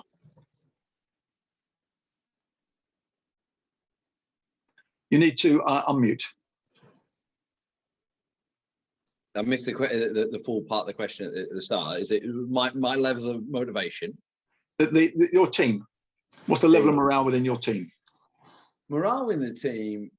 I have 2 split teams. If we focus on one team I've got in mind, I think we're a solid 8 or 9, maybe an 8.5. What would make that better?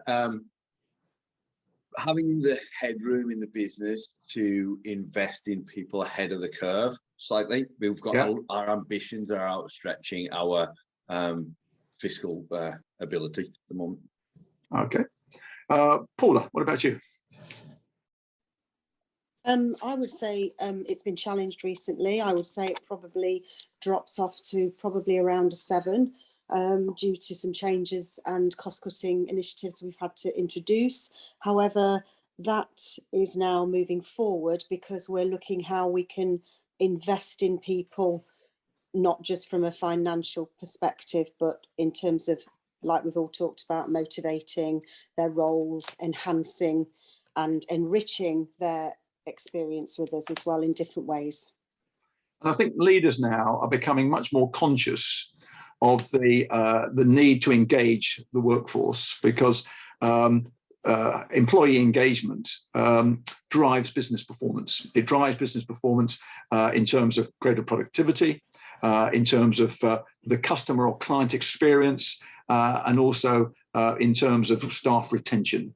So at the moment, being able to increase the level of engagement critical to business performance. So what we'd like to do, we'd like to put you into a couple of breakout rooms. And what I'd like you to do is to answer the question, how are you increasing the level of engagement? So this will be a 7 or 8 minute discussion. If you can appoint a spokesperson when you come back, and then we'll get your perspective. So we'll put you into the breakout rooms. How are you increasing the level of engagement?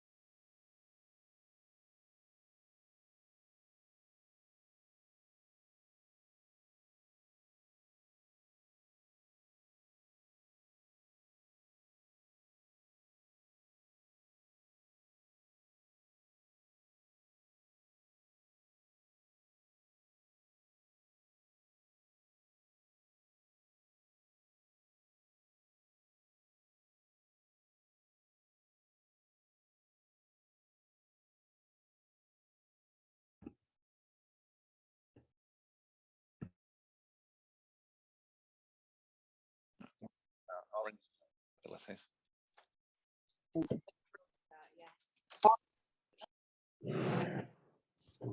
Okay, welcome back, everyone. So, we had two groups there. Who's going to be the spokesperson for Group 1? I didn't even know which group we were. Were we Group 1? Was it me, Dave? We're part of Colin's group. Yeah. Yeah? Yeah. Well, you can be Group 1. It won't matter, Dave, because then the other group know they're Group 2. Yeah, Group 2. Fine. What were some of your findings there, Dave? Well, we talked about gauging the level of engagement, so regular conversations with the team, one-to-one, but important to have an open forum, so it's a true two-way conversation to get that engagement, to feel like their ideas are being listened to and acted upon. We also talked about the challenges within the teams covering gaps at the moment. A lot of teams have got gaps, and prioritizing what is important and urgent over things that could be left for a later day. Yeah. We also had a couple within the team who a lot of it is understanding we're working with remote teams, and therefore that makes it a little bit more challenging, and getting to understand and increase the personalization level to understand, when you were probing, you could answer for certain people and other people that you just couldn't answer for. So actually going across the team, engaging across the team, and understanding at a personal level the whole team, so that nobody is, in theory, overlooked or undercooked, as they say. And then Simon came up with a great example of working with different businesses, the business to business sort of engagement, and the level of engagement and the level of predictability, the behaviours, and even at the human level, business to business, and the engagement within that. So one business being excellent, great fun, predictable, great to work with, and another business chopping and changing, making it really difficult, not really engaging with the support as a contractor. So it was quite an interesting conversation, and Colin again came through with a couple of business examples in terms of one business there is really struggling with motivation and leadership, which is cascading down the organisation, making it very challenging and not a great place to work. And another business where morale is sky high, business is performing brilliantly, and you got those contrasts in the two different teams and different level of engagements, and how that engagement is having an impact on the business. Okay, well, many thanks, Dave, for sharing the thoughts of your group. Can we have the spokesperson for Group 2? I'm happy, Paul, if you... So anyway, we were just talking about what we have been doing in terms of employee engagement. And I think the pandemic has forced certainly our organisation to lead on some initiatives. So we have we have a Wellbeing Wednesday, which is kind of a firm-wide initiative with it involved having podcasts with senior management, asking them crazy questions about their lives and stuff like that, so they get to know them. They have like a yoga type mental health initiative stuff. So all focused on a Wednesday, which is I think it was really good and welcome in the pandemic, but we kind of I think we've moved on from that, and I still think that there needs to be at the local level more engagement. And one of the things that I did with the team, which we've continued to do, is on a Friday we have one half-an-hour team meeting where we just talk about not work, we just talk about what we're doing at the weekend, and that's how you start to learn about people's lives and things. And we're saying to Paul, it's a bit like show and tell at school. If you were not doing anything, you just have to make up something interesting that you were going to be doing. So that's quite good, and continued with that. And Paul has made a very good point about actually walking the floor and being amongst the people, because there's nothing better than actually being face to face, having personal time with them, rather than just being on the end of a team meeting or Zoom meeting. Excellent. I really like the idea of visibility, and I think these days, whether it's visible in terms of in person or visibility virtually, but in fact, the visible leader. You also talked about in Dave's group about the importance of two-way communication. which we'll touch upon again in a moment. So let me just sort of wrap up this thing on engagement. The government is at the moment very focused on productivity. I think the UK has probably the lowest level of productivity within the G7. And the government sponsored a government white paper called the McLeod Report. And the McLeod Report looked at what the key enablers are of engagement. And they came up with 4 key enablers. The first one was described in the report as a strong strategic narrative. To translate that into plain speaking, that is the role of the leader as a compass, charting where the business has come from, what the business stands for, and where the business is going. Now, you might wonder why look back. The view was that if one looks back at one's history as an organization, one can maybe go back to lessons learnt about recovering from recessions, about business resilience. At times such as the pandemic, we need to look at what are our values as a business, what are we standing for, and the leader very much personifying the values of the organization. And then lastly, more than ever before, people were asking themselves, so what's the plan? So this is about the leader as a compass. The second one was employee voice. And that's why I was, thought it was positive that David emphasized the importance of two-way communication, because often leaders, because of their position, they default to telling, transmitting. And you'll hear terms like briefings, information cascades, and good communication is two-way. Greg Dyke, the former Director General of the BBC, said something to me that I've never forgotten, and which is, leaders must first listen to earn the right to be heard. And good leaders go to great lengths to create opportunities for two-way communication. When Greg Dyke joined the BBC, he was more than aware that his predecessor, John Burt, was widely disliked. He was accused of being remote, aloof, but more significantly, London-centric. So very consciously, Greg Dyke spent his first 100 days out of London, visiting BBC locations that a Director General had never visited before. He avoided the executive dining room. He queued up in the canteen with everybody else. And whilst he's standing with his tray, he would ask everybody, senior and junior people, the same 2 questions. Question 1, what should we do to improve our service to the viewer or listener? Second question, what should I do to improve your life at work? And that's all he did in his first 100 days. In his second 100 days, he implemented as many suggestions as he could. And he said 6 months in post, asking questions, listening, and then acting. He said, I had everybody on side.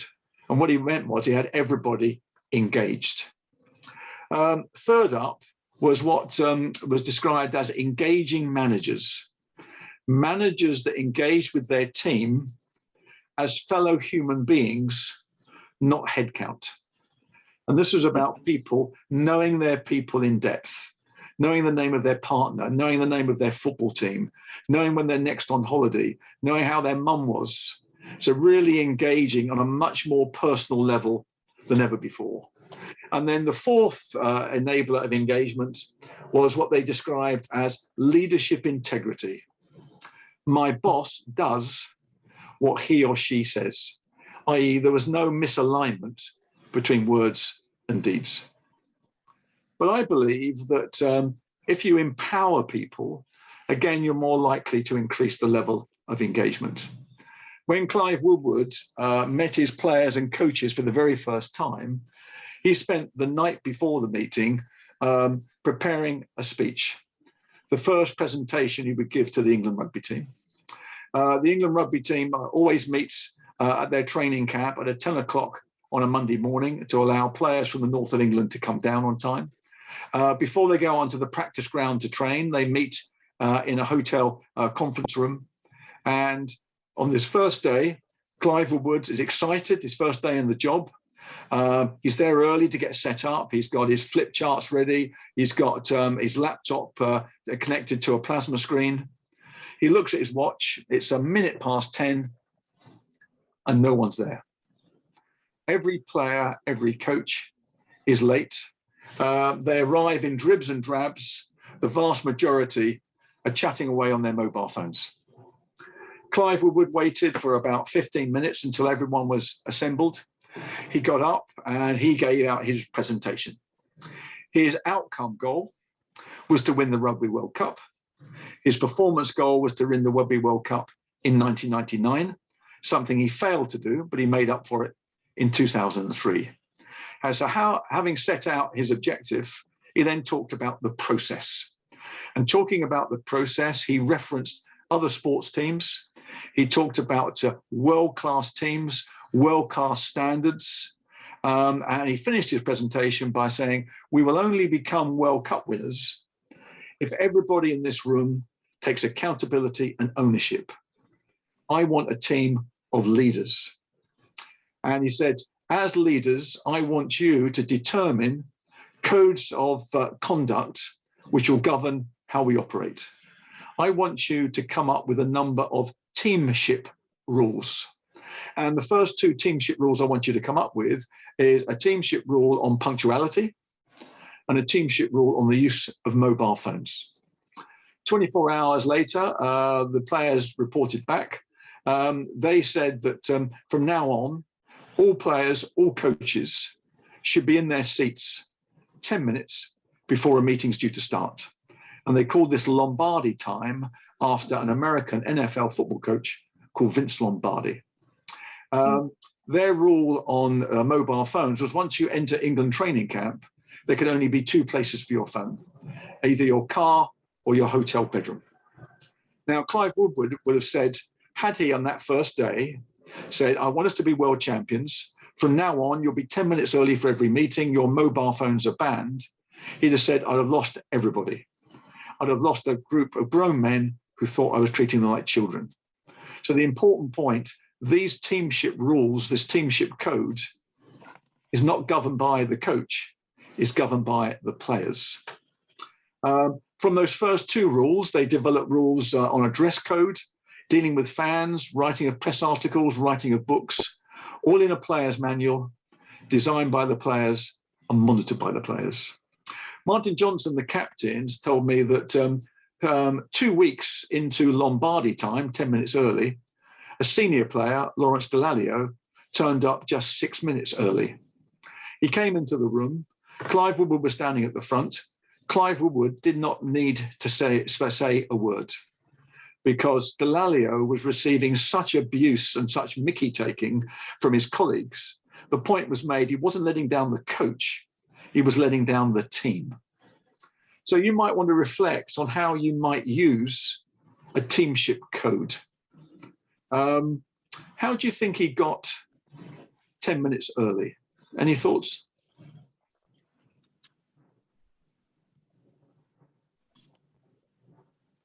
No thoughts? I thought this was quite interesting. How do a group of hairy-ass rugby players come up with a teamship rule like this? So I asked Jason Leonard. And Jason Leonard is an old school rugby player. He was in the amateur era, going into the professional era. And I said, I was really impressed there, Jason, about these teamship codes, Lombardi time. And he said, well, to be honest, Jeff, I thought it was the biggest load of bollocks going. He said, my recommendation is we go to the bar and have a drink. He said, but there was a young player joining the squad for the very first time. He said, Woodward talked about world class. Surely world class will be better than being on time. And the debate then became, how early would it be? 5 minutes early, 10 minutes early, 15 minutes early. So the use of world class. So next time you have to legislate for something within the team, why not ask the team to come up with a code of practice, to come up with some teamship governance of some kind? You'll see a picture there, slide 30 of Lewis Hamilton. Lewis Hamilton winning his first world title back in 2008 when he was driving for McLaren, not Mercedes. And I asked the team chief at McLaren, how many people did it take to make Lewis Hamilton world champion? He said that at every Grand Prix, there are some 50 mechanics, engineers, and technicians. But that's not all. Back at their racing headquarters in Woking in Surrey, there are other teams of designers, testing engineers, computer analysts. He said it took a total of 260 people to make Lewis Hamilton world champion. But only 50, the same 50, ever get to go to a Grand Prix. And I said to him, I said, how do you achieve peak performance? He said, you can't have peak performance if you have a first-class team and a second-class team. You have to have one team. And he said after every Grand Prix, when he was team chief, he would invite all 260 people to McLaren staff canteen in Woking, a staff canteen that had a maximum capacity of 125 people. So for an hour or so, this room is completely mobbed. They're standing on chairs at the back of the room. People are squatting on the floor at the front.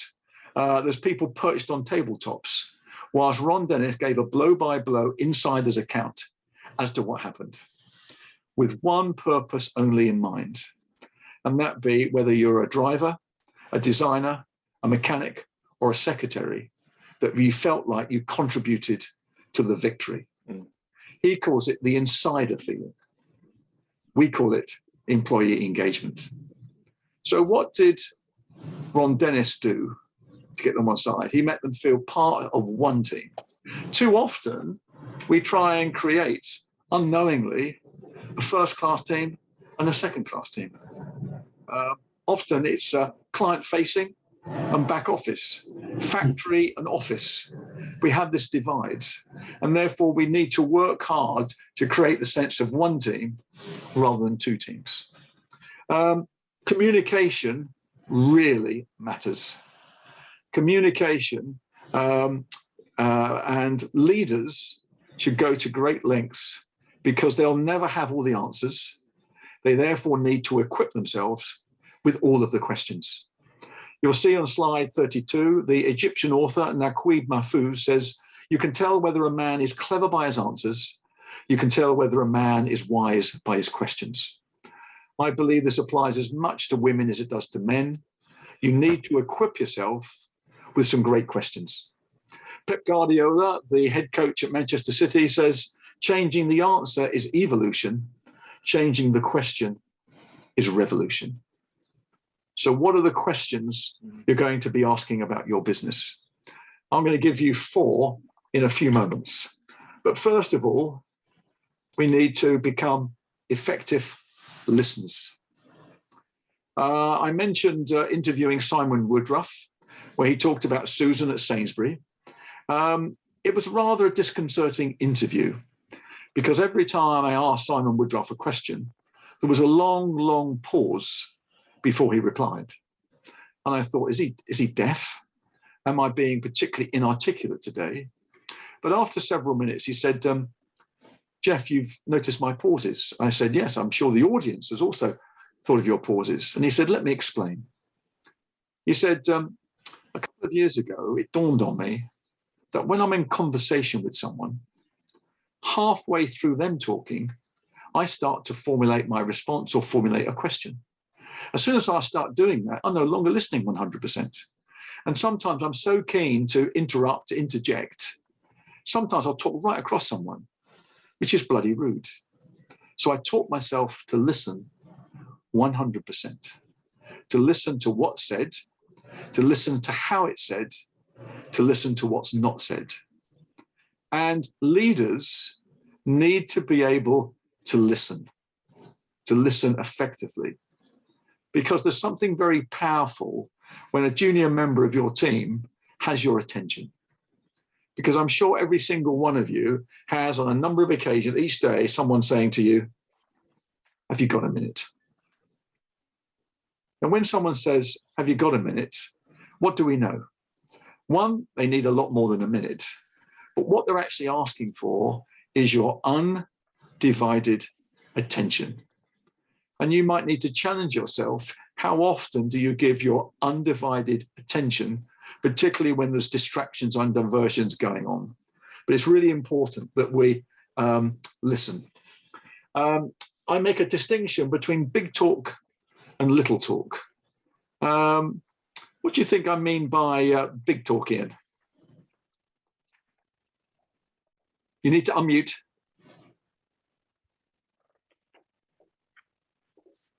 The bold statements. So, but it's the little talks quite often important. What's not said, or the throwaway lines. Okay, let's get some other bit else. Simon, what's the difference between big talk and little talk? In fact, what is big talk and little talk? Well, it's big talk. You know, I don't know. I'm not going to try and bluff Okay. it. The big talk is the big picture. The big talk is the plan, the objective, the vision. So if that's the big talk, what's the little talk, do you think, Simon? Personal interaction. The personal interaction. Absolutely. I would say the big talk, we probably need as a minimum once a quarter, maybe once every 2 months. The little talk, the little interactions take place all of the time. And certainly the absence of little talk is a huge sapper of motivational energy. Because certainly during the lockdown, we lost those conversations by the coffee machine, by the water cooler, and somehow we need to replace that. So therefore, as a leader, we need to be aware that one, that good communication is two-way, two, that we're effectively listening, and we use big talk and little talk. But most of business communication concerns the what, the when, and the how. And we must never omit the why. Not necessarily that everyone will agree with you, but people need to understand the rationale for this particular decision, the reason behind this particular action. So making sure that we understand the why. When I interviewed Sir Richard Branson, the thing that I came away with was his genuine enthusiasm for trying to find the better way of doing things. And he told me that he had a group of people within Virgin who are called the disruptors. And according to him, their job is to ask questions that no one else is asking in order that Virgin can do what no one else is doing. I'd like to offer you 4 questions, which I use all of the time. I use them for one-to-ones. I use them for company offsite meetings. And I think you might find them useful because they frame and reference debate around performance. These questions are on 39, slide 39. First question, what are the good things we do that we must keep doing? Question 2, what are the bad things we do that we must stop doing? Question 3, what things do we do only occasionally that we should do consistently? And lastly, what things don't you do that you need to start doing? The good, the bad, the inconsistent, and things you need to start doing. You can give these questions to your team. You can work on those questions yourself. You might use those 4 questions with a client or a customer, but they frame debate and discussion around performance. Of those 4 questions, what do you think might be the most difficult one? 1, 2, 3, or 4? Anybody? 4. 4. Most people will say to me 4. 3. I think it's 3. You think it's 3? Okay. Well, I'm glad to have a different voice. Normally, people say to me 4 because they say, well, we don't know what we don't know. It's the unknown unknown. So what we need to do, and I think many of you might miss a trick here, what does a new starter on your team bring with them? Lack of knowledge, lack of the way things are done. Fresh pair of eyes. A fresh pair of eyes. Yeah. The new starter brings with them the power of first impressions. And the challenge I would put to you is, do you capture those first impressions?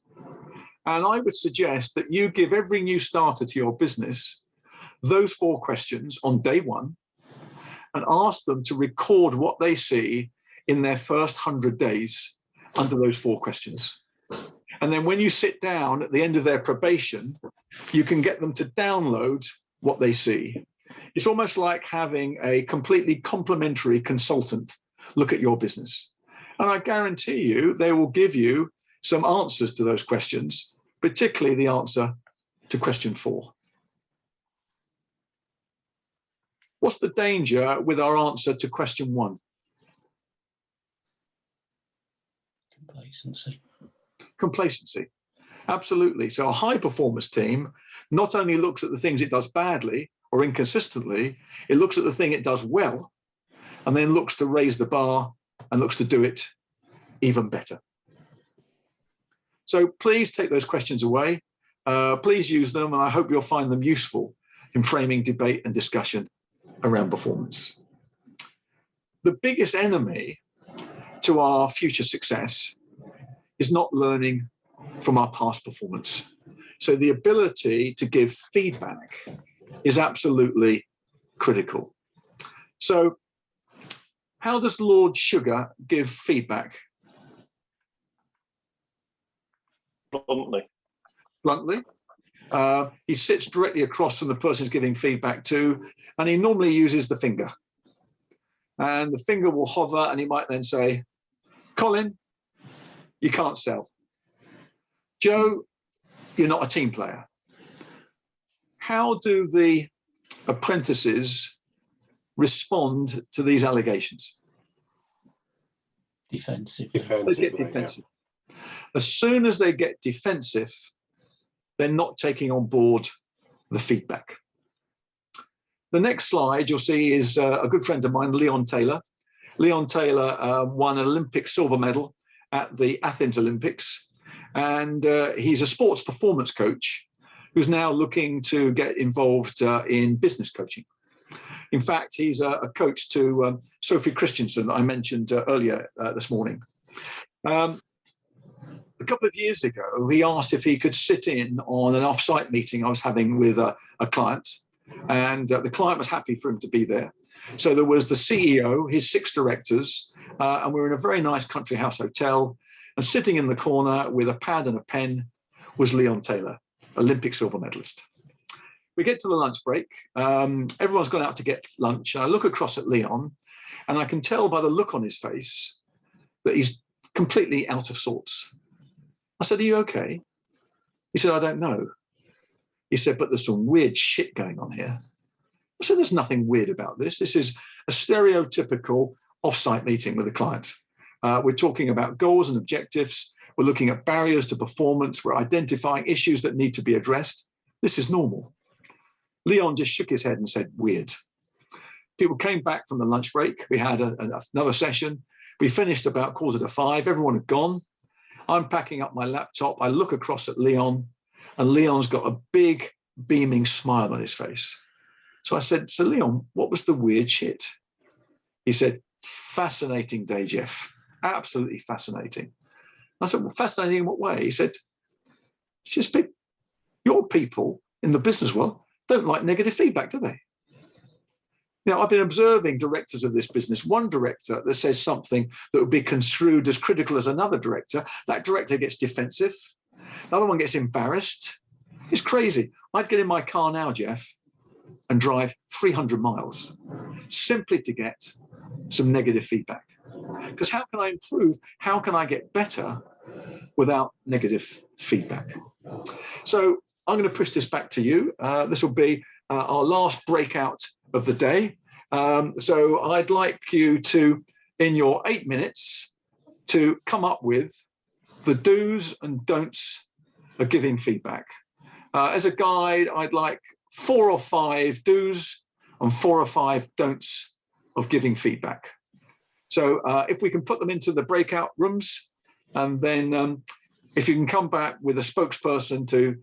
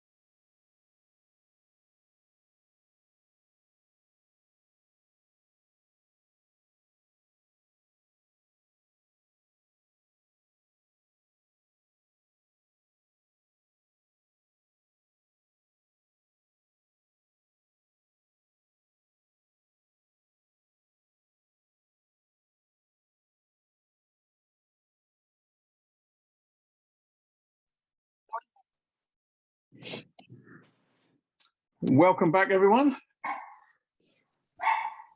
So let's have a couple of more spokespeople to share your thoughts on the do's and don'ts of giving feedback. So group one, who's going to be yeah, that's me. Okay, far away. I think we ended up with a lot more do's than don'ts. I don't know what that says about us, but we said focus on the activity, not the person, the task at hand. Yeah. Look at the performance over where the potential is. Allow that active feedback and debate, not just a monologue. Make sure that there's make sure that we formalize that PDP process. Make sure that actually it's acknowledged what it is we're trying to improve, how we're going to monitor it, how we're going to keep on top of that, and I think be sensitive. And one of the last ones that we come out with was offer support and resource to make sure they can actually deliver on the things that we've identified. Absolutely. Some don'ts. Yeah. Don't focus on the weakness, but what the development and process can be to improve. Yeah. Rather than just highlight, this is a weakness. Don't give a sandwich. Don't just wrap it, as people understand. Timing was an important one for us here, both timing in terms of being succinct in delivering the feedback, but also in terms of the proximity to whatever it is that solicited that feedback. So making sure that it's a teachable moment, pull to one side rather than waiting for the monthly, quarterly review to sort of drag something out of context, sort of grasp the nettle, if you would, and balance, making sure we've got that balance. Yeah. Excellent. Cheers there, Rob. Let's go to group two. Okay. So we talked about making time, both in terms of the preparation, but for the meeting itself, creating an environment of trust such that you can be honest. Yeah. Give evidence to support what you're saying. So it's specific evidence. Yeah. Make it a two-way conversation, even if that involves giving the individual time to process, such that you had to reconvene for them to give their feedback, if you like, to what they've heard. Yeah. In terms of the don'ts, don't be generic. Don't make it a surprise. So what you're saying builds upon what they've heard day in, day out. So it's back to that consistency and continuity piece. Don't be judgmental. Yeah. And overall, I think we thought, and it could be a do and a do, I suppose, finish on a do. Be prepared for their feedback on your feedback. Yeah. No, very much so. This is very much a two-way process. You can't affect any change in someone's behavior if it's purely you talking. So what we need to do is probably start off with a question. But again, we have to ask ourselves, what is our motivation for giving the feedback? It's nothing about us. It's not about getting stuff off our chest, our frustrations, our angst. It's all about the individual. And therefore, sometimes we need to remind the person our intention is purely to help them improve. So therefore, we have to tell ourselves our intention is not to offend or whatever. Our intention is the improvement of the performance of the individual. Rob talked about the fact that we should do it as soon as possible. I completely agree, except when wouldn't we give it straight away? Emotional. If you're emotional or angry about something, then you put it off, but otherwise we do it. Specific in terms of evidence, but also specific in terms of our communication. So for example, let's say I was to say to a member of my team, you need to improve your communication. For the person hearing that, what do I mean? My verbal communication, my written communication, my listening skills, my ability to stand in front of a large audience, my one-to-one. So again, we need to be as specific as possible. I'm glad we avoided the shit sandwich. I don't mind the shit open sandwich, but certainly not the shit sandwich, because we can often hide what went wrong. But no, I think you've covered most of it. But I'd like to finish off with getting personal with you. rating your own leadership performance. I'd like you to look back over the last 12 months or so, and I'd like you to give yourself a score report. Which aspect of your leadership role do you consistently deliver an A star for excellence? Which aspect of your job do you regularly deliver a very solid, very creditable B, but there's maybe some room for improvement? And finally, as we are flawed human beings, what's our F for fail? What's our Achilles heel? What is it that doesn't come naturally to me? So the A star is your natural strength. B is a solid performance. F is a failure. So which element of your job, I'm not going to ask you to share it. This is purely for you. So if you could write down your A star, your B, and your F, I'll ask you to do something, but not to share it.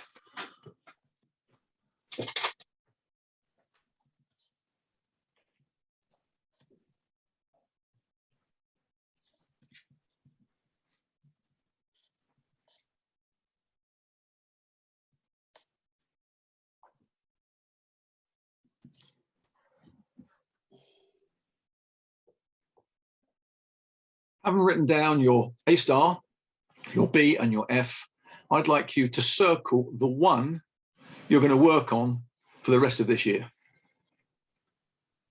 The A star, the B, or the F, which one are you going to focus on? So circle one. Hands up those of you who circled the A star. Nobody. Hands up those who circled the B. 1, 2. Who circled the F? Everybody else. Okay, so what's the right answer? I haven't got a clue. Just thought it was a good question. Let me tell you a story. This was told to me by a guy called Martin Glenn. Martin Glenn wrote the foreword to a book I wrote called What Do Leaders Really Do? Anyone know anything about Martin Glenn? He's not very high profile. Oh, Alistair has. Alistair, who's Martin Glenn? It's PepsiCo. Absolutely. And then Football Association, I think. That's right. Alistair's right on the button. Martin Glenn is someone very impressive CV. If we start with his most recent job backwards, most recently he was chief executive of the Football Association.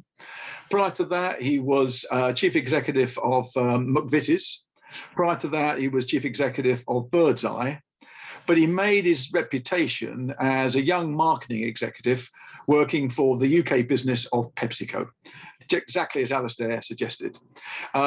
He was once on the front page of Marketing Magazine with the question, is this Britain's greatest marketeer? And Martin Glenn was the person behind the Gary Lineker Walker's Crisps commercials.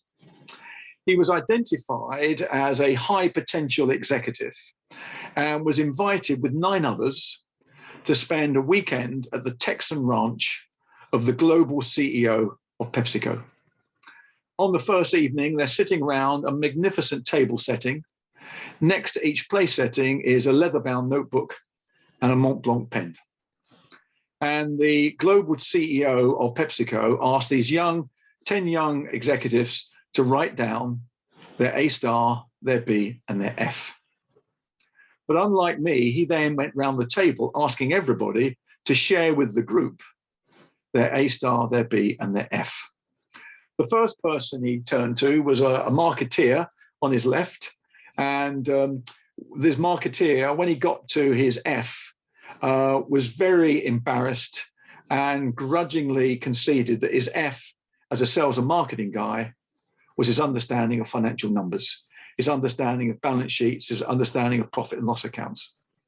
And the chief executive said to him, how many years have we worked together now, Chuck? And the young executive said, it's just over 4 years.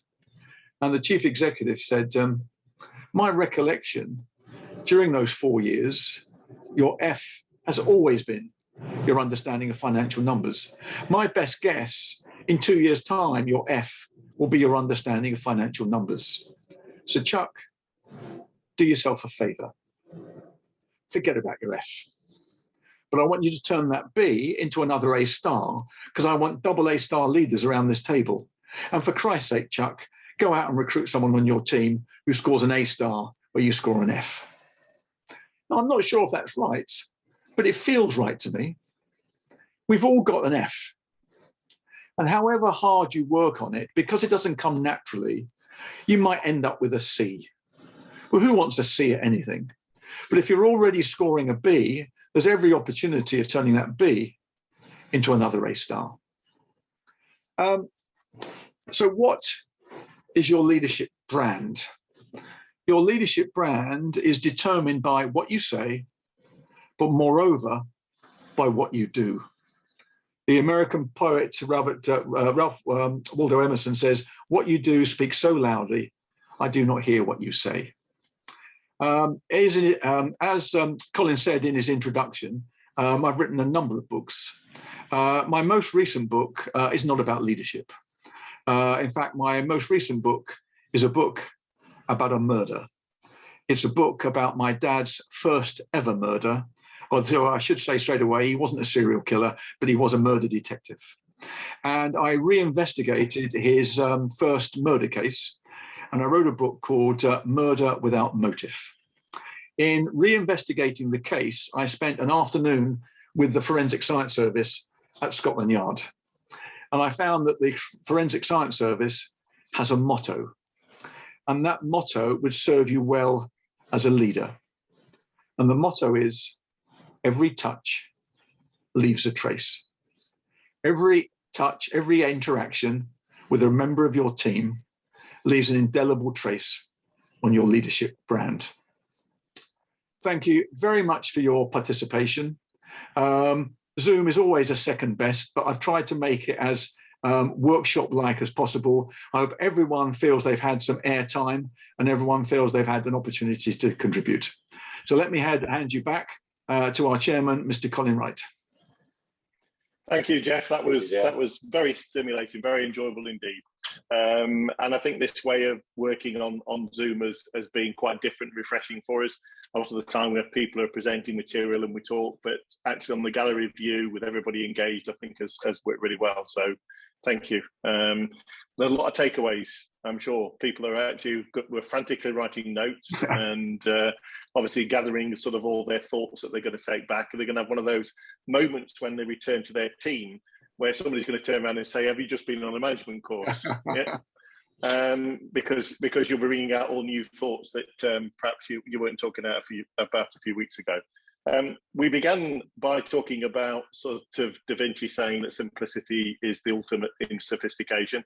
And I think what you've helped us to do is to remind us that actually leadership is something that can be quite simple. You need to understand the absolute basics of the things that are important. And at the end of the blog, we talked about something which was, how do we create a power of three? And I think it has resonated today with a lot of the messages you've given, and that is about purpose, character, and capability. And I think you've really sort of summarised that for us today and given us anecdotes in each of those sort of three circles. And it's been invaluable. So really appreciate it, Jeff, and love to have you come along and speak to us again another time. And hopefully we won't have people off in sort of Wimbledon and on management conferences and at speed awareness courses, because it's a shame that they've all missed it. So thank you very much indeed. My pleasure. If anybody's got a quick question for Jeff, I'm sure I'll be happy to take a quick question if you've got one. But if not, have a great day. So I've got one. Jeff, who's the most inspiring business leader that you've worked with or come across? I think probably Greg Dyke, because he was so no nonsense, so clear and simple about things. And when he resigned from the BBC employees manned barricades outside office buildings and they cried. I can't think of any business leader in my lifetime who's generated such a reaction on their on resignation. So he was great. One of the most impressive people I've ever met was Sophie Christensen, I mentioned to you earlier. She then went on to Rio and won 2 more Paralympic gold medals then. A remarkable young woman who has a disability but is doesn't want to be defined as disabled and completely overcome it.